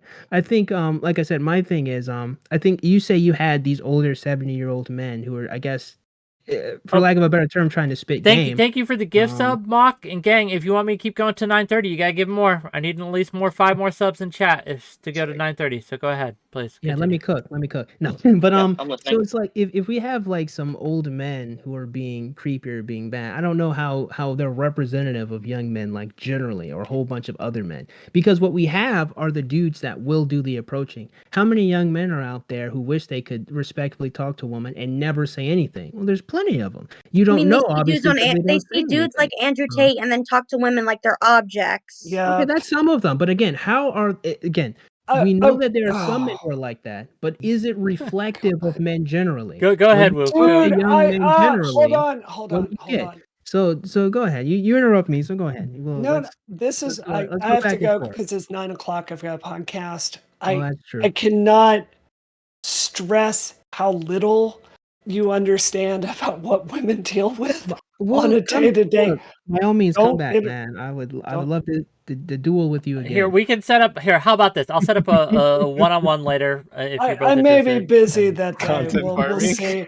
What I'm going to say is there is there's a common experience set that women have, and it consists of things like being talked over, not being taken seriously, being treated as a sex object, having men talk to each other at the workplace and ignoring you, giving opportunities to each other and not really including you. It involves really explicit stuff like sexual harassment. It involves things that we don't talk about in a society, such as the way you're kind of shown the door in many industries as soon as you have a child. It is a wide set of slights that I genuinely think men aren't doing because they're villains.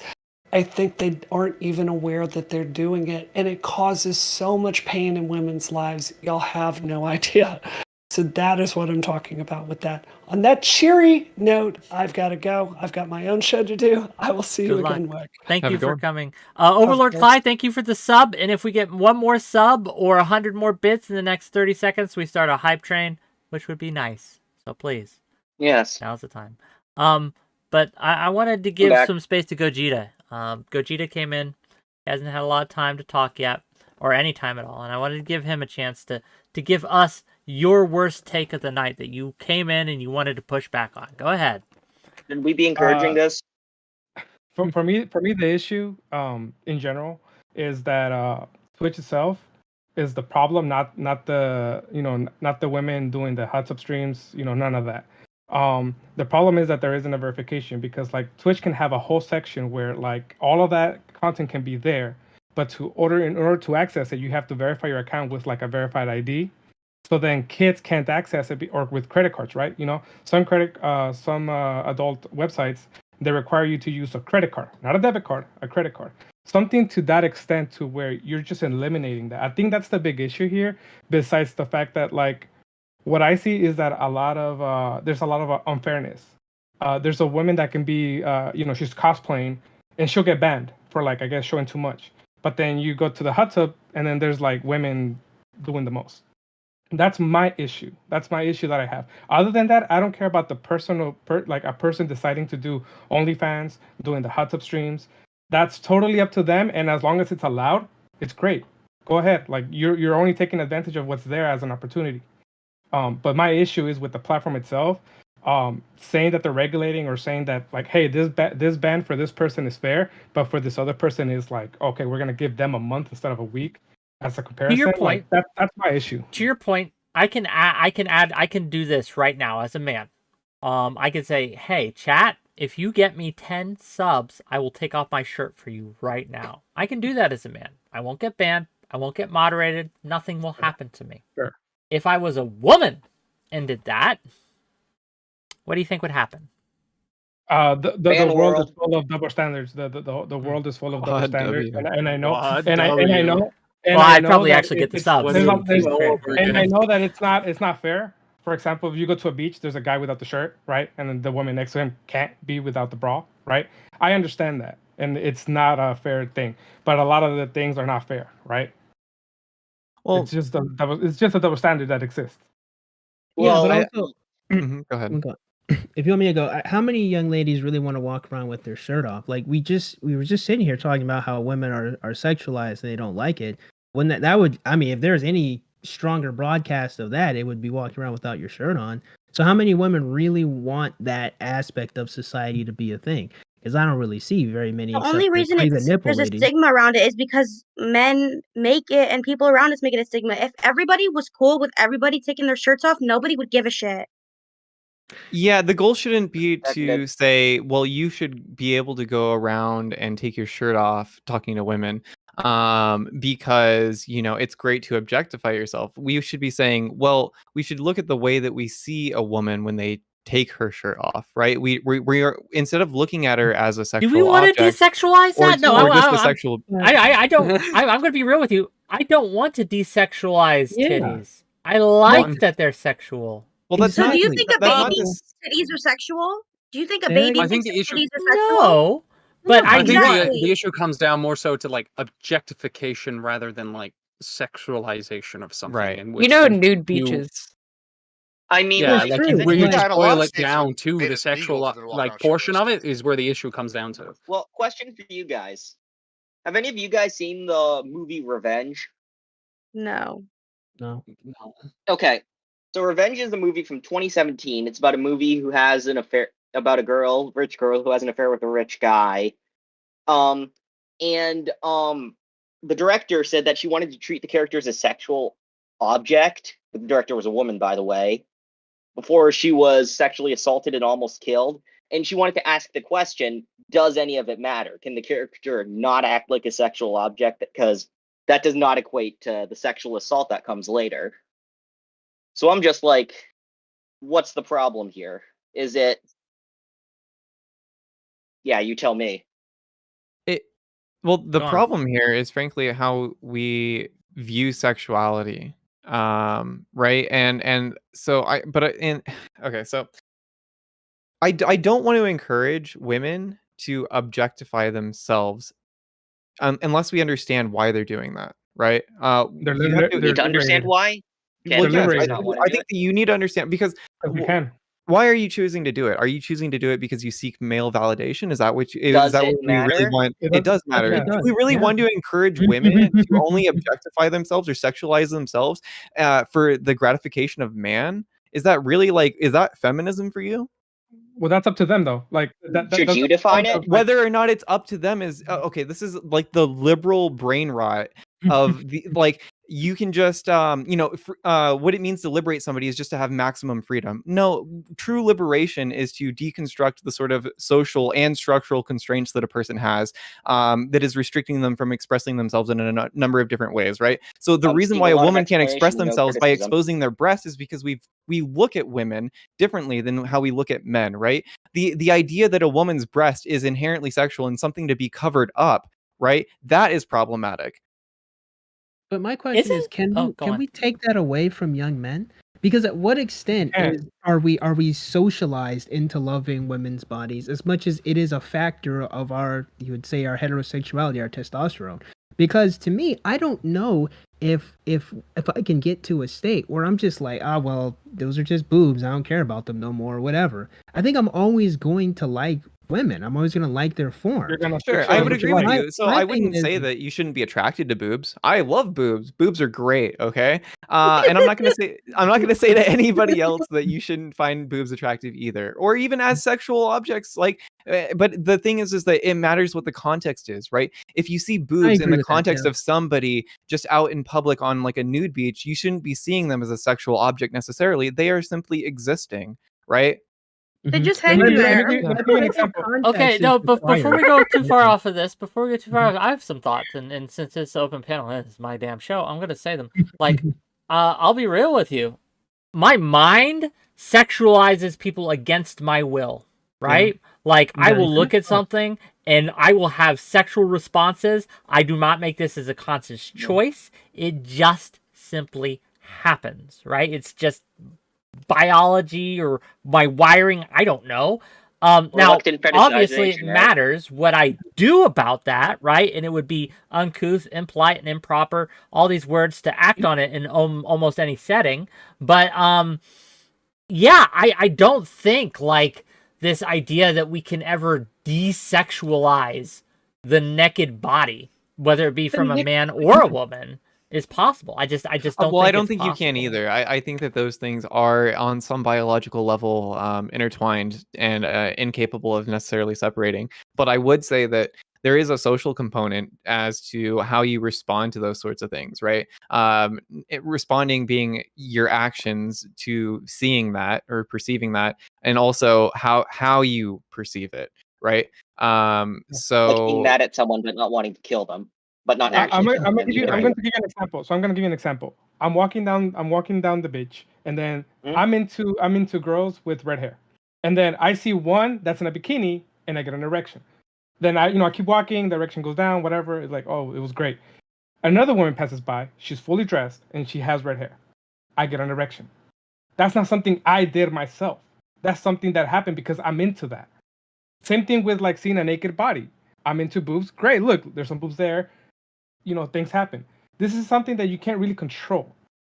Well, As I'm a not guy, asking men to not get erections. But No, no, Yeah, no, no, that I but, feel like but it's something that science, you no, kind of. your mind is sexualizing it without you actually thinking, I want to sexualize this person. Yeah, but hold on. To some degree, that's a learned behavior. I mean, if we're looking at history, the ideas of sex and what's sexy has changed dramatically over time. In the Middle Ages, fat people were That's considered the true. peak of sexy. So, like, if we're going to sit here and say, oh, yeah, I'm walking down the beach and I got an erection, yeah, you sexualize them based in the context of modern sexuality. So, for us to sit here and act like sexuality can't change and we can't desexualize something is just not historically accurate at And all. it's not but you're talking inherently about preferences. problematic that something is We're not. sexualized. The problem is that when you then turn that sexualized perception of something into the objectification of a Yeah. person, And when you Yeah. dehumanize them. and to be clear, Yeah. before I'll let you go next, Zico. But to be clear, right? We're not talking about just desexualize anything like ankles or wrists or something. We're talking about like breasts and ass and things like that. These are,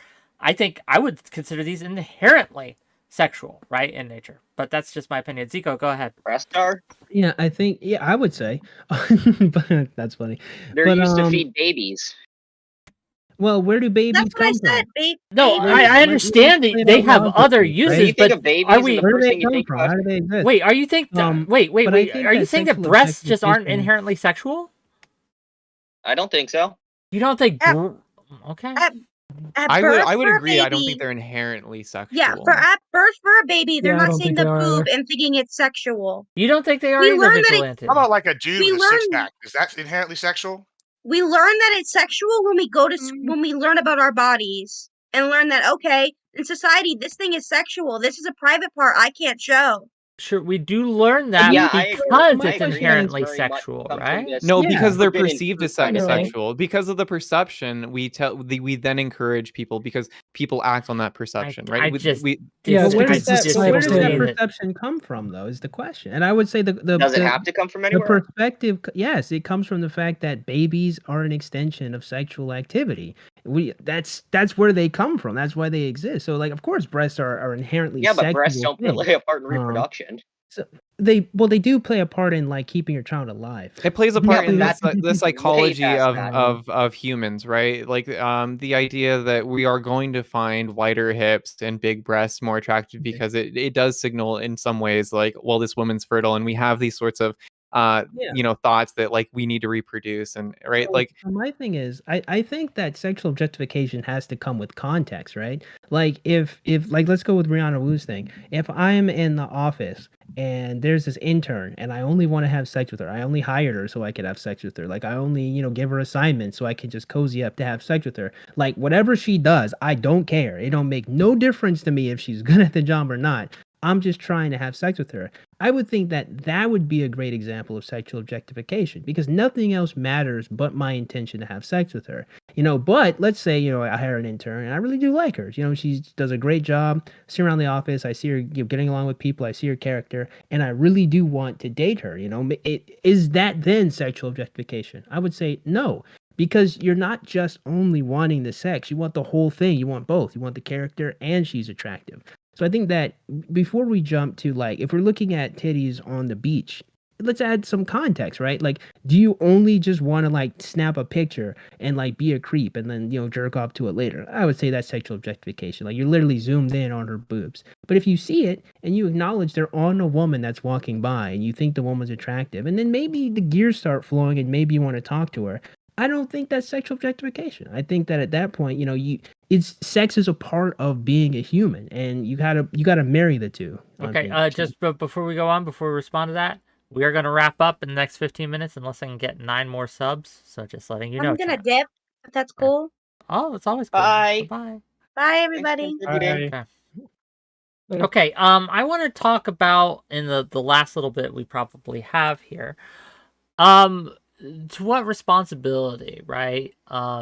Does society have to change some of these standards that we have? We can argue which standards we can change or not, whether boobs are inherently sexual or not. But some aspects of sexuality are malleable. We can all agree with that, correct? Mm-hmm. Yeah. What responsibility does society and culture have to shape these things, if any? Or do you think it's just we go with the flow, gang, and we just kind of ride the wave? Well, go ahead. You guys remember the whole thing about sodomy laws? Yep. Okay, yeah. Those existed. Bunch of attempts to ban on like anal and oral sex, something that's inherently tied to like the gay community and such. That was something that was demonized for a long time in order to make like gay sex seen as a bad thing / illegal. And I think that's an example of like a massive cultural shift. Like that's pretty recent, to be honest. Like this stuff went up until not long ago. Wait, so I need clarity here. Are you saying that by banning it, it was a cultural shift to try to desexualize anal and oral? No, it was to see it as more of like a degrading, degenerate thing, as opposed to say vaginal sex, which was pure and Christianical or whatever the fuck it's called. The laws were more so a reflection of society. Oh, Doobie, less thank you so for the at 10 gift subs. I guess we're still going. We're going to at least 10, gang. Go ahead. Lovely. Yeah, like the sodomy laws were a reflection of how society views gay people as a whole, not necessarily as an enforcement to demonize gay people more. I think that like any attempt to desexualize or stigmatize anal has obviously failed, right? It obviously didn't work. It didn't make us less likely to engage in these. I don't see. I'm struggling a little bit to see the argument here, but we got some more guests I'm going to bring on. Yeah, I think to answer your question, get the conversation going. I do think society has a responsibility to kind of curtail or kind of change different shit! preferences. Yeah, I'm sorry. I didn't mean to interrupt, but I did say I'd take my shirt off for 10 more subs. So go ahead, continue. But I think when those preferences become malignant, when those preferences start choking out people from like the dating pool, when those preferences start making people lonelier than they really should be, or when they're unreasonable, I think at a certain point we have to take a step back and say, okay, what are we doing here to where so many people aren't able to like be accepted and to be loved and cared for? Like, do we have too high expectations and standards of each other? When it gets to that point, which I think we're at, I do think society has a responsibility to stop, look at it, analyze it, and say, okay, this makes sense, and this really doesn't make sense. So I say yes. Long answer short, yes. Society has a responsibility. I want to give a space to Doobie and 𝕾𝖍𝖎. Hello? Hey, Wick, can you hear me? I can hear you just fine. Oh, any hello. thoughts so far? Have you been watching the show? Any takes you had some issues with that you want to get off your chest, right? Or talk about? I was just wondering, so I've only been listening for like 10 minutes or so. I just got home a bit ago. And I was wondering if anybody could like kind of flesh out why we think it's important to make boobs or butt or vagina or penis not like sexual or sexualized. Why we think it's important to mold society in such a way that they aren't seen as inherently sexual. Because society is too puritanical. Is it? I mean, Yeah. we have people twerking on America Twitch still- right now. Like, I don't think it's that puritanical.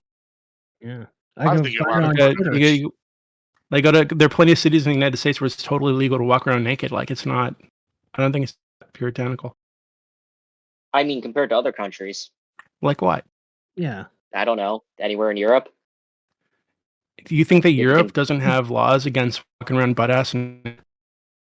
That's a lot of prudes in Europe as well. It's a lot, Iran's a lot more puritanical. Yeah, again, there are plenty of places.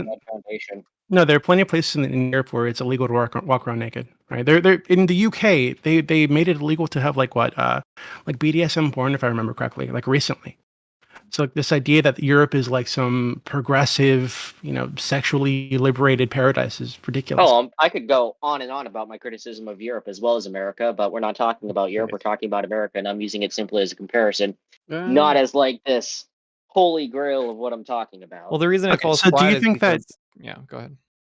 Well, I guess I just forget the Europe thing. I just asked directly. So do you think that it should be illegal, for example, for someone to walk around fully nude? Is it a hot woman? No, I'm kidding. What the fuck kind of question is anyone that? in any setting. So do you think it'd be a good thing if we molded our culture, our society in such a way that a man or a woman could just walk around fully nude where at a playground or a park or wherever they wanted to? In our current situation, And if I we had think that is molded our something culture in such a long way that away. this was reasonable. Yeah, I understand. I'm saying, do you think that that's something we should be striving toward? Well, for what I have in mind, that's kind of overkill, but I don't think it's an impossibility. Well, I mean, what would you like to see? Like, at what stage would it be not puritanical anymore, not too puritanical?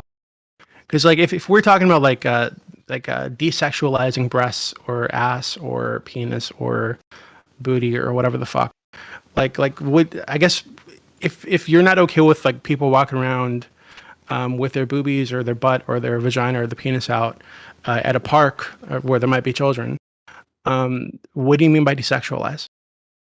Oh, I'm not even talking about like on a nudity thing. Like, throw that entirely out. That's maybe a part of it, but mostly what I'm referring to is just the general attitude towards sex and such. I feel like it's significantly different to Well, maybe let other me try places and this. also within our But I culture. like I it. mean, Edge. Let me try this. So yeah, I'm listening. we change our attitudes towards sex where it's no big deal, right? It's just kind of a thing, right? Do you think Yeah. it should be legal to have sex in public then? If we Probably change not, it, right? But why? Well, why not? because that's sex. Oh, I mean, I like you the can have British sex in rule. public in Hold on. Spain, and the foundations of that country just aren't like crumbling around them. Like Well, that's my issue with these equations, because you just take the most extreme version of what I'm saying and Well, go I'm with asking that. what your version is. So, like, if you say that we should like be less puritanical and we need to change our attitude about sex, Just what in do you mean terms by of the that? discussion and such. I mean, sexual education, that's a good example. Like, I don't think you guys were talking about sexual education. You guys were talking about things that are yeah, and I'm talking objectified about or things that impact sexual versus attitude. You can't tell non-sexual. me sexual education isn't something that impacts the overall country's attitude towards Again, sex. I was only listening for like 10 minutes, so maybe I missed the entire portion of you guys talking about sexual education, but it sounded like you guys were talking about we women didn't walking talk around with about their that boobies at out. all, right? We No, I talked. was bringing that up as an example of something that impacts the culture, our culture. Well, maybe you're the wrong person to ask a question then. So the rest of you, like, what do you mean when you say that, we should make I'm these sorry, you things didn't like less my answer? maybe it's not your position. It could be that I misunderstood you. I don't mean to like insult you or So anything. I think what you're It's getting at is possible. like, okay, so like where do we draw the line, right? And I think Yeah, that like that's what are we striving toward basically? right, and I think that that's a reasonable question, and I think that, well, unfortunately, that is dictated by where is society at this given time. No, How that's the do thing. I don't think it's like a giant leap or anything. Sure. I'm just So how asking do for we like actually small steps forward. how do we actually perceive things like sex or being naked in public or even just like certain body parts in and of themselves, right? Like you don't see animals going around and covering themselves or not having sex in front of children. Not to say that that's a society that I want for humans, right? But there are reasons that we have those sort of social standards. Some are reasonable, some maybe not. And I think that there Sure. are some unreasonable Give societal us some expectations we examples of have, unreasonable so we can engage with them. like not allowing women to be topless and perceiving breasts as being inherently sexual. I think that is a stigma that we've put on women's breasts because we value the breasts mostly, at least men do, from a sexual perspective, right? So do you think it should be illegal for, let's say, like 15, 16-year-old girls to walk around topless? Not now, no, because the Yeah, I way mean that in the we've future. I mean, like, is that what you're right. striving And for? in an ideal society where we change the perception around breasts and we don't see an adolescent woman walking around exposing their breasts as being a sexual object, I think that would be fine. In the same in the same sense that like the context of a parent bathing with their young child isn't necessarily sexual, right? That's why I always say baby steps. Just look at what can be changed now that you think should be changed and go from there. See, I don't know if that's like something and it could be because I've been socially conditioned, culturally conditioned to believe what I believe and to be Yeah, sure. comfortable with what I'm comfortable with. But right now, I don't think I'm comfortable with moving in direction toward like teen girls walking around topless and that Yeah, being and like I would agree with okay. you. I don't think that we live in a society right now where that's No, I'm something not that saying we right should be now. pushing I'm towards. saying it's not something that we should push toward. Like I think I'm uncomfortable with that. With us moving in that direction. I don't know Well, why then we want to. well then I would posit you to at least think of a I'm sure you can think of a hypothetical world where that is possible, right? Yeah, No. I can So think of a hypothetical world where because people can jerk off in broad daylight and nobody thinks it's a big deal. But I'm wondering like Sure. why we'd want to move toward that world. Well, why would it be unreasonable to move towards it, right? When we're talking about, okay, well, what is preventing us from moving towards that goal? It's we would have to Let look me at ask like, this. Let me try to interject and ask this. Is there a value in stigmatizing sexuality? And what is that value? Christian people get to sleep better at night. No, I think it's. I think protecting it's people silly to from- make this about Christians. Like, No, and take atheistic Christianity groups who out of have this. these I beliefs. want to take the religion out of this for now. That but was a joke. I want to hear from. Just to I be want to hear clear, from I was Ziku. not being serious. I was not being serious at all. Sure, I want to hear from Ziku and Doobie. Then go ahead, Ziku and Doobie. I would say there's definitely a value to it. I think there are some aspects of sexuality that can be malignant. I think the sexual objectification my ways brings up is a good example. We can get to a state where we just reduce people to just like, F buddies or, sneaky links where we're just having sex with them, but we have no other like consideration for them. That's kind of an aspect of casual sex that's really dehumanized a lot of people and just kind of just using them just for our own pleasure, like a masturbatory aid. I think that probably should be curtailed. We probably should say, hey, that's not a good idea to treat people like that. You should. Oh no, my probably sister give a does little it bit just more fine. agency. I don't think Wait, it what does. did your I'm gonna be sister honest do with you. just fine, please? Even if No, your yeah, sister she does has it just multiple fine, friends with benefits that she's always bragging about. No, I don't know. I think there's This probably is something weird. very untoward and off base about that. Yeah, But like, I would have to inquire more.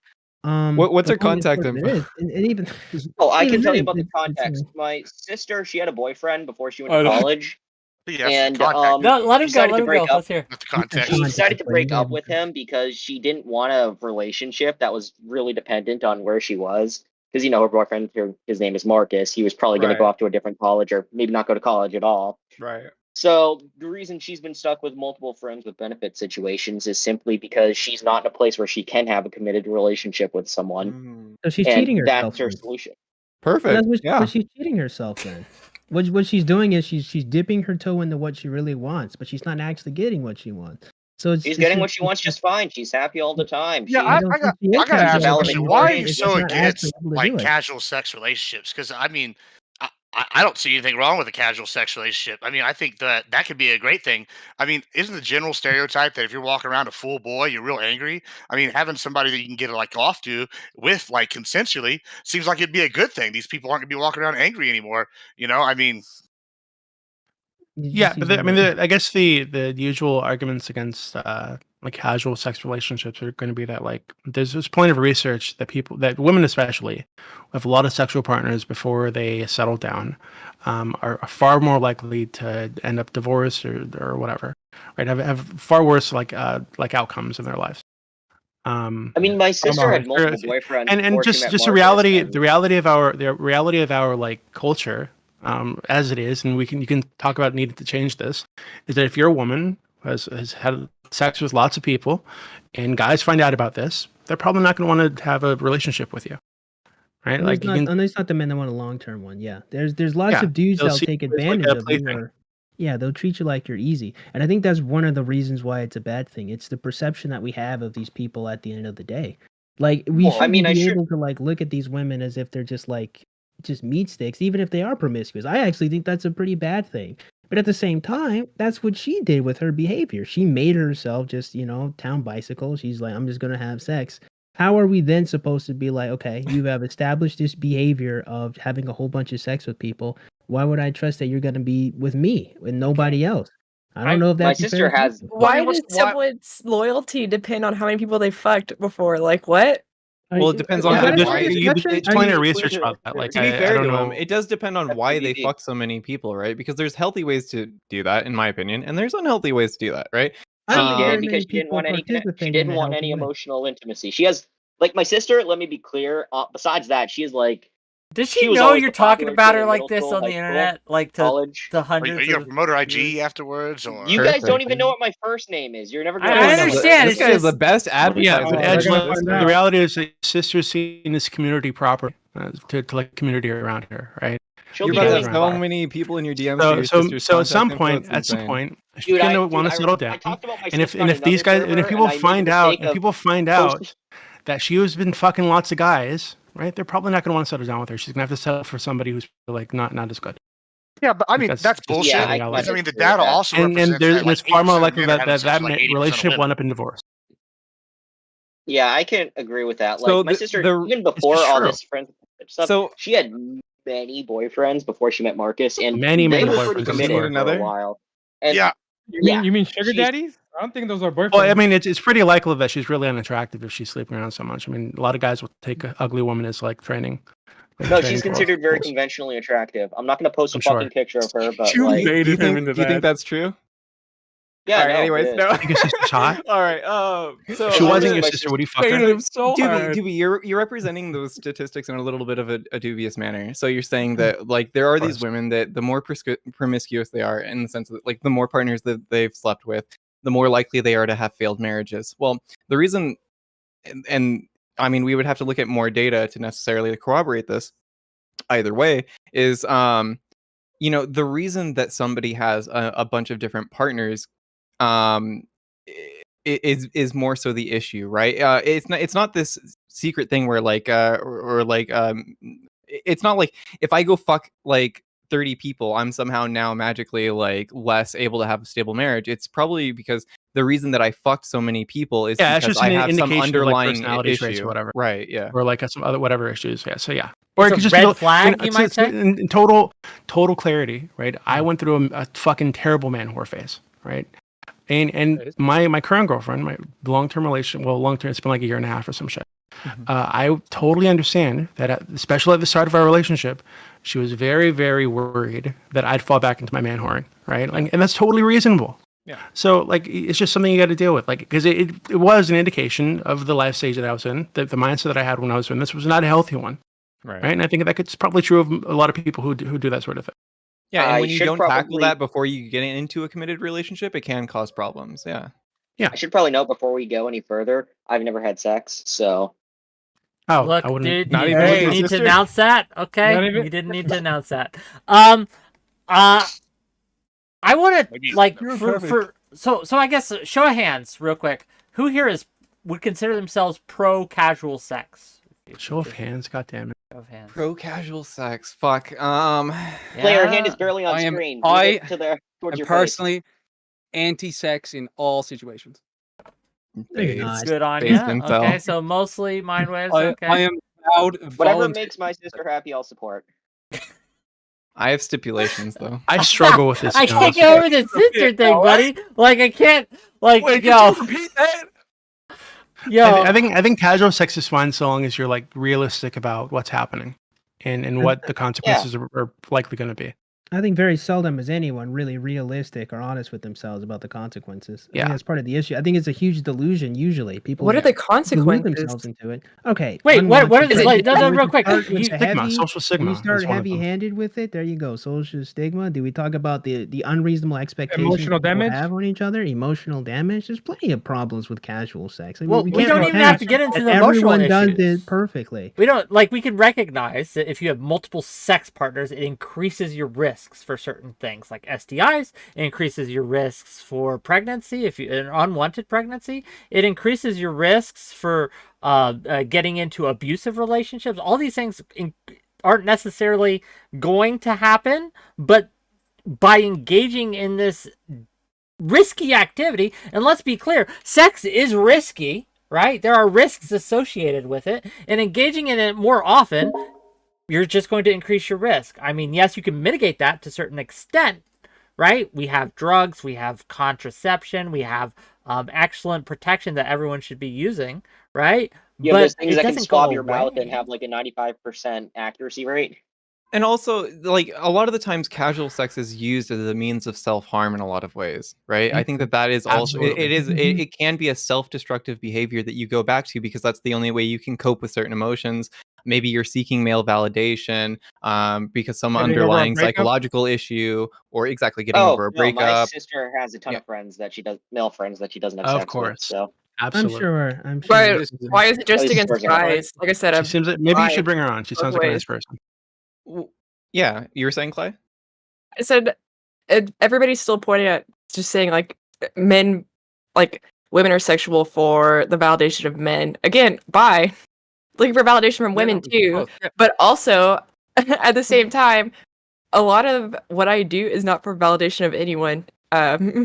Okay, I'm real not quick. looking for That is looking for absolutely not true. validation by doing even what if I'm it's- doing. I'm looking to pay the bills. What? So that I Speaking of don't paying have the to bills, do things. speaking of paying the bills, and I'll you're let you go next, predatory, Icarus. is I'll what you're let you go saying. next, Icarus. Aaron M. Sound for $5 on a super chat asks, send more to get the dance. WhickTV, pay the man. If you guys send me $50 in super chats, I'll do a little dance for you. I won't promise how long, but I'll do a little dance for you for $50. $50, Let's 50, right, in USD, right, at least, and I'll dance for you. Go ahead. Client, Icarus. I really think that what you on said stream? Is that what we're getting? is like heavy Yeah. dosage of copium to say that like the way that you perceive your own sexuality isn't at all influenced by patriarchy and the way that men have sort of valued women. Do you not at all think the way you present yourself is dictated by that? Well, as DB pointed out, it is predatory, and I recognize that I use predatory marketing, but I don't. First of all, you can't. It's against TOS to market any spicy sites on Twitch, which is why we're having this panel. But two, yeah, the patriarchy has shaped what we do, but what? Okay, so what else is there? What other You've learned to love your examples? chains, basically. Clay, may I chime Yeah, in? you've learned. Like, I've learned. I know exactly what men want to see. Now, do I value those things about myself more because men want to see them? No, I value my brain over everything that I have because, like I said, we're at a hospital. I work in the medical field. I don't value my tits because, one, I've been part of the itty bitty titty committee and I'm wearing a push-up bra right now. So, like, if I valued myself for what I present to men, I would be valuing something that's empty and not true to me. So that's what a lot of people don't understand as well is we make these different personas to fill in these shoes that we wear. So I wear a bunch of different shoes as Cly, as Corey, as my IRL name that I'm not going to mention right now. But that's just how I view it. I want to toss it just real quick. Icarus has been trying to get in, and Gogeta has been trying to get in. So I want to toss it to Icarus, and I want to toss it to Gogeta. Icarus and Gogeta. That's the order.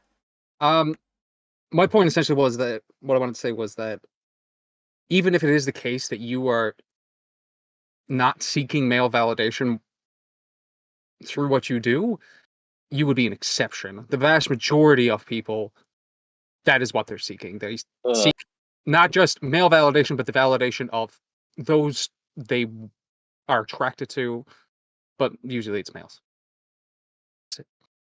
Gogeta, your time to shine, buddy. So I want to say this. I think a lot of people don't understand that for most of the guys that interact with like online content like OnlyFans or even like they go to other websites, right? It is just a means to an end because a lot of guys are not there to like seek some type of relationship, with the person that they're watching. I think the majority of men will say that it's just kind of like an itch. Like I have a really bad itch right now and I need to get this itch off. And I think it's only like a small percentage of men that get really, really attached to like this online parasocial with these content creators. That's the problem, right? That's what we highlight. But I think in general, it's a business transaction where you're putting out content and somebody else is going in there to get their itch off. I think the entire thing is most bad. men. Either way, I think porn is bad generally.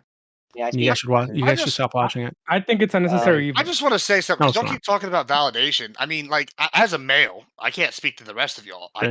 I sometimes just get horny and want to fuck something. I don't think that's outrageous. I'm assuming that everybody's like that. So for y'all to It's sit just here me and to say people something need that someone- validation, then like that's ridiculous. Because sometimes you're just horny. I mean, are we like that far has removed nothing to from do with reality? anything. What do you mean? Go There's everything find to a do with anything? relationship. I don't Y'all know. are sitting here saying people that have is- to get validation just to have sex. That's fucking bullshit. I mean, people want to have sex just because sex is enjoyable. What I'm encouraging you to do is not be a slave to your vices. I'm encouraging you to go and find someone you can settle down with and take care of that together. Also, the Don't reason sex is encourage you enjoyable embrace Don't isn't look up just devices. don't You might don't have a look good up time. exploited people online and jerk off to them. It's not Yeah. a Can I good speak thing. now? And the reason that like sex is enjoyable isn't just because of this bodily urge that we need to relieve or whatever. It's also like all of these psychological aspects which are then dictated by our social perceptions of how we view sex as well. Yeah. I It is. Go ahead. Cope. Clay, please stop me if I'm overextending into mansplaining. Stop. But I really Who hate this cares? notion that everything that women do, or Pause. at least a lot of it, Cease. is like orbits men. Like that all these choices just go around like how they want to be perceived by men, men in general, the culture, etc. Can't they just make their own choices like No, on their because own? nobody makes choices in a exactly. vacuum. That's absolutely Thank ridiculous. you, Mudwaves. Thank you. Yeah, nobody does anything just off the top of their head on a random Sunday afternoon. Like Kai, like I'm sorry, not Kai, but however I say your name, I apologize. You know, your career is predicated on men's perception of you. It's intrinsic to it. There's no way you can really separate it. You know, I think it's a little silly to say that I only just value my mind. I don't think about at all how I exist in this ecosystem relative to other women who are my competition. There's no way you just float through on Twitch like, well, it's just me and guys who come. There's a reason you don't present yourself for your content in like long jeans and a flannel shirt, right? Like, I mean, I usually am. like This this is is the first also- time in a month Yeah. that I've shown cleavage. I'm usually looking like a homeless person, and not to say homeless people are bad because I've been on the edge of it. No, but literally, you're still No, homeless people are bad, to be clear. You're still fitting yourself within the like acceptable parameters that is femininity, right? because I'm manipulating the perception and what men want to see, Is this and to bring views for Wick. Yeah, is this particularly different from what Can I do? I present myself. I was have about to say that. presentation, right? Well, I'm sorry, Doobie, I didn't mean I to think- cut you off, but like, Wick, I'm going to cut you off, please. I'm begging you, Wick, please, because I Okay, feel like you this can is beg not me only 'cause are you we gave me 10 not subs. only Go ahead. not only are we being unfair to Clay. Okay, I think that this is like an entirely like one-sided like understanding of what's going on, and I think we all know better. I think all of our perceptions of everybody massively impacts how these people get along in the world. So when you get hired to a job, there's a pretty good chance that the person hiring you is going to be a man. And whether or not you get hired at some level is going to be determined by his social understanding of who you are as a person, how impressive you are as a person, not just your resume. Right? All the guys on here right now are presenting in a certain way for the validation of themselves, but also other men and also of women. There's a whole red pill fucking movement built on men wanting to validate, seeking like women's validation. Right? Like this is like, it's not a one-way street. Right? So like I don't know. I feel like we're focusing $10 from Aaron M. That is Sound true, to ask. $10 to ask how much of the personal belief or puritanical value brought in bias is driving this conversation. How do these quote-unquote Victorian sexual principles benefit the 21st century? Yeah, I was probably going to say that Can I hit anyway. the So buzzer? Let me hit the buzzer because I think it's really ridiculous when people like to bring up the past, Victorianism, Puritanical, it's a bunch of nonsense to me. I it still come from affects the us school today. of Peter Hitchens. You know, I don't think we need to go back to the past. I think we picked the wrong future. No one needs to go back to like this Victorian era, you know, like whatever chastity belt, wherever we hide sex, long dress. No one's saying that. What we're saying is that what we're doing now currently is leading people to be more miserable than is leading people into being happy. And something's got to give. Something has to change. No one's saying, And you okay, think this is related to we have sex? to. Absolutely, it is. Especially when you look at the way so many young ladies talk about F boys. You look at them talk about all the different players who ran through them. They're not having a great time. Something has to give. My sister's having a Look at good all time. the- so she says, For and now. even if she is, let's say I give it to you, right? I'm not even gonna combat that, and she is. How many other women aren't? How many other women have to say, okay, I'm sick of this stuff? How many young men have to say, yo, hey, I don't want to be promiscuous. I just want to be with a woman who is just loving and kind to me. How many people have to say, look, something is going on here to where we're not able to have good relationships with each other?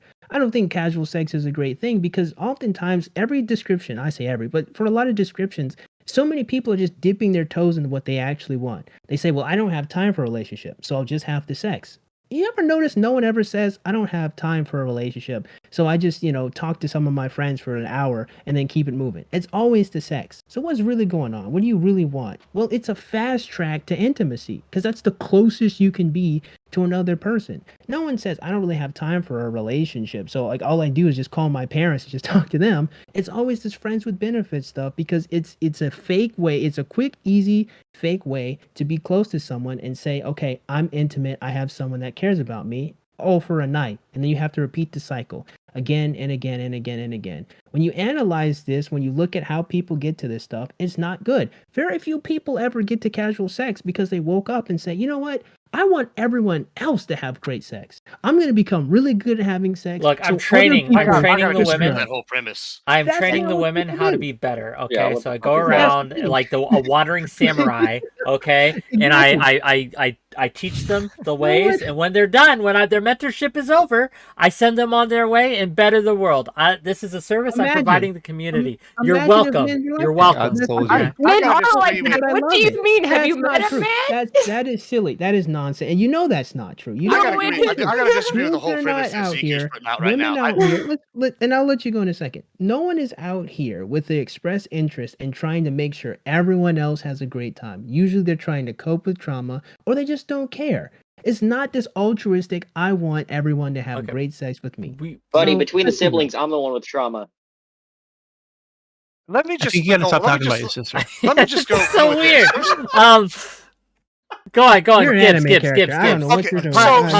so here's my thing. You were just talking about like intimacy and people never call their friends for an hour. And I think let me bring up a different problem that happens a lot to, I feel like a lot of men, probably happens to women too, is, a lot of times people will be really close with somebody. They'll be best friends with someone of the opposite sex for a long time, right? And then they'll get in a relationship and suddenly that friendship disappears, or this person pulls away because now they're getting their emotional needs fulfilled by their boyfriend or their girlfriend instead of like getting their emotional needs fulfilled by, a close friend in that role, and that's can be harmful to people just as much so. So for them to sit here and go, oh, the only way to get intimacy is through sex. No, people are also doing that through these friendships, and so that's just bullshit.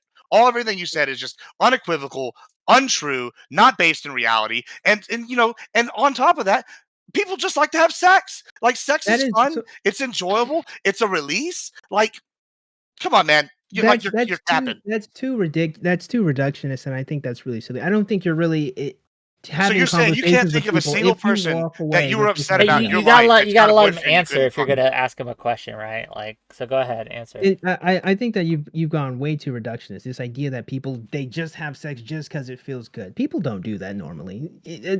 When there's so many things, there's so many concepts around sex. Let it be known, just again, you can get impregnated. Let it be known who you're choosing to have sex with. Right now that's whole different psychological things that could either be to your benefit or to your detriment. People don't just wake up and just have sex with whoever they want. There's so many, especially for young ladies. They talk about it all the time. All the different things that they need to make sure it's okay for them to engage sexually. Well, let's ask the young ladies on the panel. Young ladies on the panel. In a magazine before. Young ladies on the panel.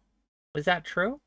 No. The last I literally had one night stands that I met on Tinder, and 5 hours later was like, so can I come over? And literally only wanted sex because I was in a relationship for 9 years and only had 2 orgasms over 9 years. So I will say that no, sex doesn't get better the longer we're in a relationship. And you don't, no buzzer for you. Sorry. I got it at the buzzer. But no, I will say that no, sex does not get better the longer that you're with someone. Not everyone is capable of that. Now Would you say that that's true for most people, though? I'm saying. I would say for most people, it's true for my sister. communication. It's the communication boundary. So if you can't communicate, then like you're done for. But like his sister, I am very good at communicating, and so for 9 years I did talk to him. But you know what he said? He said lingerie is weird, lace is old, and he also laughed when I showed up in a lingerie. Bro, who needs lingerie when you're naked? Let's be real. My God, bro. Dude, you know, and you were talking about me being reductionist. Give me a break. Does your sister wear lingerie for her many, many friends with benefits? No. I don't know. She doesn't post that on Instagram. Heavens. But here's the thing, though. You think about your sister's sex life. But notice what you're doing. you're making up for lost time, right? Because you're saying for 9 years I didn't have all this great sex, so now I'm gonna have sex with random people to make up for the fact that I didn't have it. That's not good for Now me. you're mistaking that. That's Someone that's just That's had why I sex left without out a the rest of relationship. it, is because that one night stand turned into my next relationship. Okay. So Fair enough. exactly, that's what you get for that's another. judging But people hold on, before but hearing hold the on. rest of the Exactly, one story. second. But hold on. Because But before you that were about to jump means down my throat about being a you did hoe, but you did but the when thing that I I turned said. out that I was in a long time relationship after that, it was like, oh no, okay, I'm gonna back off. But wait a minute, but you did the thing that I said. You went and had a committed relationship with someone. So you went Yeah, and had a and one he was night a stand, horrible went to a fucking committed person relationship. that broke Okay, me down so to like my the man, worst. you're okay, fam. You're picking some awful dudes. Oh, you Baggage comes out. Yeah, book a session. dudes. Book a session. Yeah, but I mean, I have you a still didn't therapist. answer my Thanks. question. Oh, Like, which was I like, paid for my you said therapy you with can work. see what's from your other question? people without the sex. So like, and like, there's a pull away factor. I everything you're saying is just not based on Okay. reality, man. That's Okay. not true. That's nonsense. What basis do you have that the vast majority, if even a fraction of people, are just All right, can you tell laissez-faire me about one sex? time in your You have life that one you've had a person, close and friend that got in a relationship that you stopped being able to talk to on a regular basis? You're Yes. absolutely being obtuse if you think that the type of you could have the closest friend in the world, they are not going to fulfill you in the same sense that a long-term relationship will.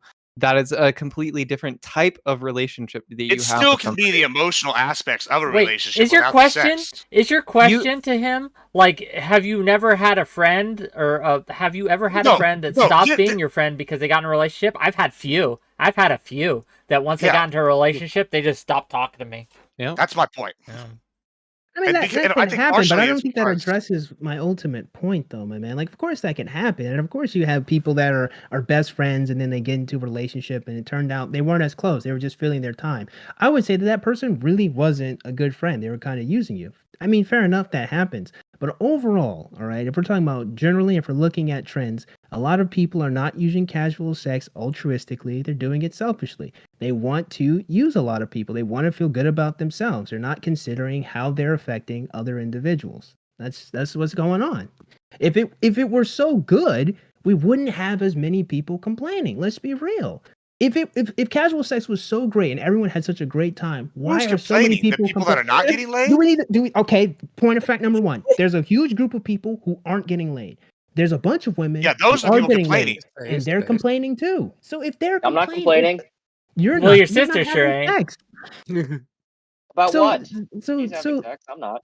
exactly. But like, the point is, there again, we have all these different you have communities of young men right now on the red pill right now trying to figure out, how do I get to young ladies? We got women on female dating strategies right now talking about how they get to their high value males. You've got women on TikTok telling their stories of how they dated some dude or how some guy, like in a situationship, didn't want to be with them. Like we're seeing so much complaining. Very seldom do we see people say, you know, I had a really great time. Here's my boyfriend. I've loved him for X years. Very few. Now they're out there, but they're not the majority. And that's the problem. I think Are you part of the saying there's too problem many is single that people?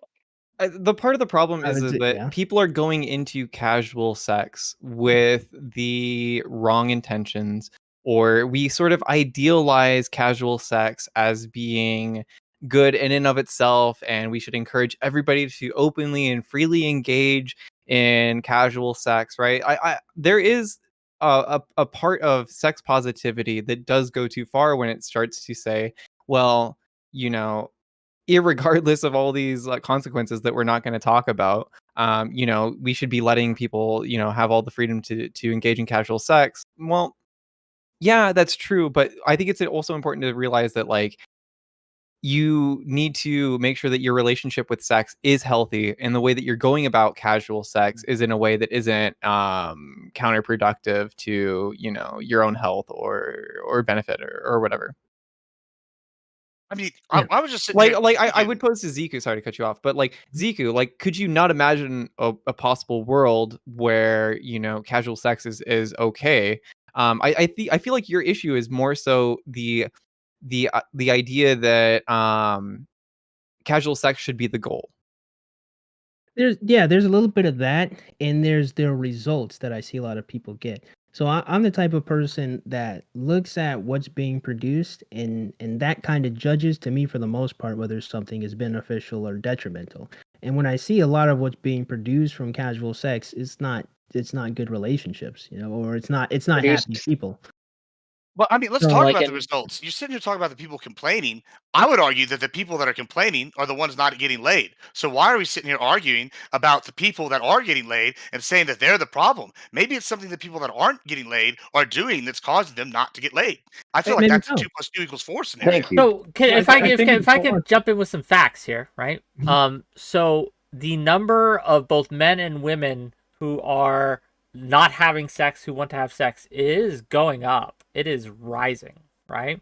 So I mean, there is something happening. No? Yes, and Can I I'd like ask to a address personal that question? actually.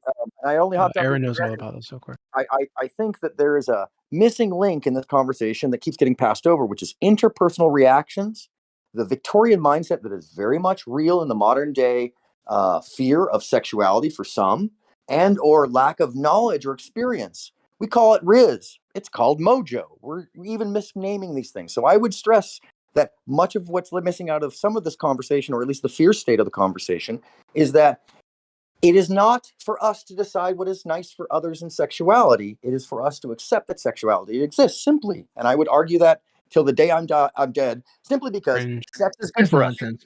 I'm sorry, that's no, it's not. nonsense. It's not nonsense. utter because nonsense. It's not Sex is good for us. It's good for us, and It's not good for us full stop. Thank though, you. Right? Like there are ways to engage with sex or perceive sex that is unhealthy, right? Do you guys think that? Yeah, but you can do say you that guys about think just that? about anything. Do you guys think that the number of people not having sex who want to have sex would go down if it were harder to scratch the Coomer itch, or harder to just like look up porn and jerk off really quickly? Incorrect. What evidence do you have of that? There's not a I'm single asking you the study. question. I'm not saying Yeah, it's you're true. I'm asking. asking the question. Yeah, I don't think so. Just because we don't have access to pornography doesn't mean people are just gonna go out and have sex with each other if we're in the same social environment. I think that I don't we even have know where to to find actually other address, adults. what the problem is. And You don't know where to that's find the other issue. adults. You just said it. That's the Oh, this is issue. a Hold bit. on. Yeah, That was that's the what issue. I'm sorry. I'm not gonna be. That's the issue, guys. Maybe okay. I don't want to be like super like Zika. You seem like a really nice person. What are you Zika too? Or no Lord Edge? Lord Edge. No, you seem like a terrible person. I'm joking. I'm sorry. Lord Edge, you seem like a really nice person. Okay, so please tell me to shut the fuck up if you feel like I'm being too like intrusive. But you said earlier that you're a virgin, right? Yes. And what you said just now that you can't find other adults, that indicates to me at least that you don't want to be a virgin, right? You'd like to find someone like a sexual partner or a relationship partner or whatever. No, I right? just want friends, but I don't know where to find friends. So are you not interested in sex at all? I wouldn't say I'm not interested altogether, but it's not really something that I prioritize. Okay. So can I ask you why you feel like you have trouble finding other adults or friends? Well, mostly because the only places adults meet up is the three old people bars and a strip club in my city. I see. So it's more yeah. like a modern age. People are on the internet and they're not really. Well, I live engaging in person to a person. place that's a very popular tourist destination, so most of the city is just touristy stuff. And you won't find most college-age students. I'm 21, by the way. You won't find many college-age people there, like at the tourist shops, or at least ones that live in Portland. I'm sorry, did this turn into a therapy session for this guy? What the fuck? Well, no, Are- I'm just so we're talking about just answering people these who want questions. to have, I don't think we're any of us talking are about qualified to handle people that who, therapy. we're talking about can I pose- people who are not having sex but want to have sex, right? I think Lord Edge will kind of qualify as one of those potentially. No, I'm So I'll just perfectly ask him, content with not having what sex, are the but, things he's struggling with? I don't know. Finding friends mostly. Okay. And can I And ask mostly on a something? related note, all my friends tell me sex is overrated, so that's probably It's one true. of the Believe reasons. him. Right, listen to them. It is. What did your sister say Embrace about it? voluntary Did celibacy. she think it's overrated Sex or what? propagates the No, planet. my sister mostly just brags about how many people she's having sex with. Oh, So do you well, feel- step one Face. to making friends. And Stop talking no about your sister. validation. No Wait, validation. why for doesn't that at she all. give you one of her friends to you, like to so you guys can like go That's on a date? nasty. That's disgusting. To go on a so let me date? ask. The Can more I he ask talks Oh, about the sex sister, is the less disgusting. feminist It's I feel. I degenerate. don't know. This is weird. So here, let me ask something. And now, but I'm hearing a lot of proclivity, which is a question I asked earlier today about the differences in the scale of proclivity versus and titillation versus pornography, because it is a proclivity issue of where you come from, how many friends you have, what you've been indoctrinated into. So I'm very sexually free. I would say Wick is maybe sexually free, but you don't sound sexually free because of lack of experience. So my question to you is, What are you experiencing sexually? What drove your ideas? And how did you get to this? And then what are you doing to change it? I'm gonna be real with you, gang. I don't give a Hey, shit. Claire, do you want to speak for me? I don't give a shit if this man's Because sex you know what worker I or would not. say. It is 10 o'clock. I am hungry. It is late. Beta. Pixels is going their own way, is closing us out with, is this channel Chad friendly? Also, you're Clay, if not you up wanna to say date it, with it's your call. RP. You can Guys say no it longer or wonder not. how to attract girls. They logged off for good. Noted. And speaking of logging off, not for good. We're going to end this and close this out. So, gang, if you've enjoyed this content, right? So, first of all, my chat, my community is friendly. Well, I don't know about friendly, but it's open to anyone who wants Is to it be a part racist? of it. Very open. Yes, absolutely. It is Thankfully. open to anyone who wants to be a part of it, whether they have problematic beliefs or not. As long as you obey my rules, you're welcome to be in my community. Yeah, I'm gonna pass on that, buddy. That's Yeah, I fair, resemble that right? insult. But I will Evan. say this.